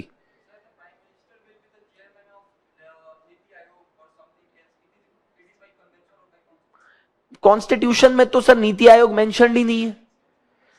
नीति आयोग तो एक एग्जीक्यूटिव एक्शन से body create की गई है, उसका legal basis भी नहीं है।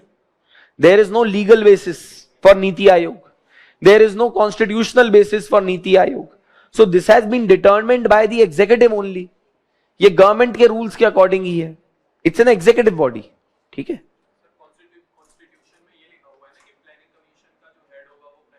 सर प्लानिंग कमीशन का तो मेंशन्ड ही नहीं है कॉन्स्टिट्यूशन में। Planning Commission was not a constitutional body. It is not even created as per law of the parliament. It has been created by an executive order, and then Even Niti Aayog has been created by an executive order. It is not a constitutional body. It is not a statutory body. ठीक है ना, वो statutory body है ना वो constitutional body है, executive body है. तो कंप्लीटली एग्जीक्यूटिव ऑर्डर के ऊपर बनाई गई बॉडी है नीति आयोग. ठीक है. हाँ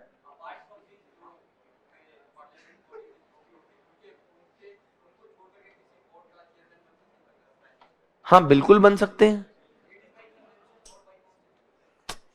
अरे यार अब ये कैसे मैं इसका सवाल का जवाब दे दूं. सर आप सवाल सुन रहे हो अपना खुद का. योर क्वेश्चन इज कि अपार्ट फ्रॉम, गाइज 1 सेकेंड, आप समझिए आप सवाल क्या पूछ रहे हो, आप खुद सुनो एक बार.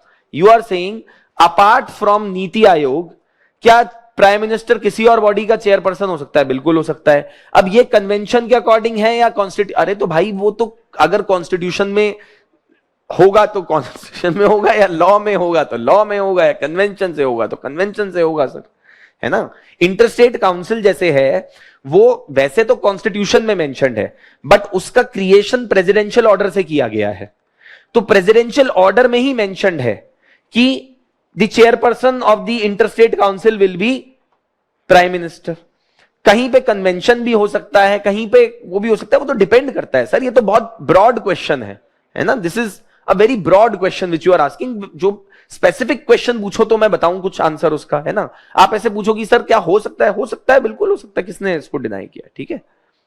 Yes, any other questions? देखो आप थोड़ा सा ना मतलब एक बेसिक चीज समझो कि ऐसे आप जो सवाल पूछ रहे हो ना, आपका सवाल वेग है सर, तो मेरा आंसर भी वेग रहेगा, है ना. अगर आप सवाल ऑब्जेक्टिवली पूछोगे तो my answer will be objective, right. ठीक है. Any other question? हाँ जी. How to be member of? Remember? अब ये कैसे, मतलब बादाम खाए कीजिए.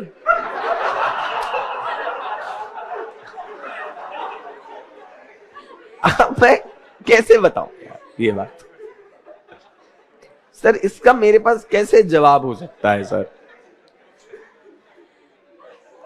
मैं नहीं जानता सर. रिवाइज कीजिए सर, रिवाइज कीजिए. मैं बार बार स्टार्टिंग से बोलता हूं, आप अगर एक चीज को 5 बार पढ़ेंगे ऐसा हो सकता है कि आप भूल जाएंगे उसको. नहीं, रिवाइज कीजिए और अप्लाई कीजिए. Right, right answers.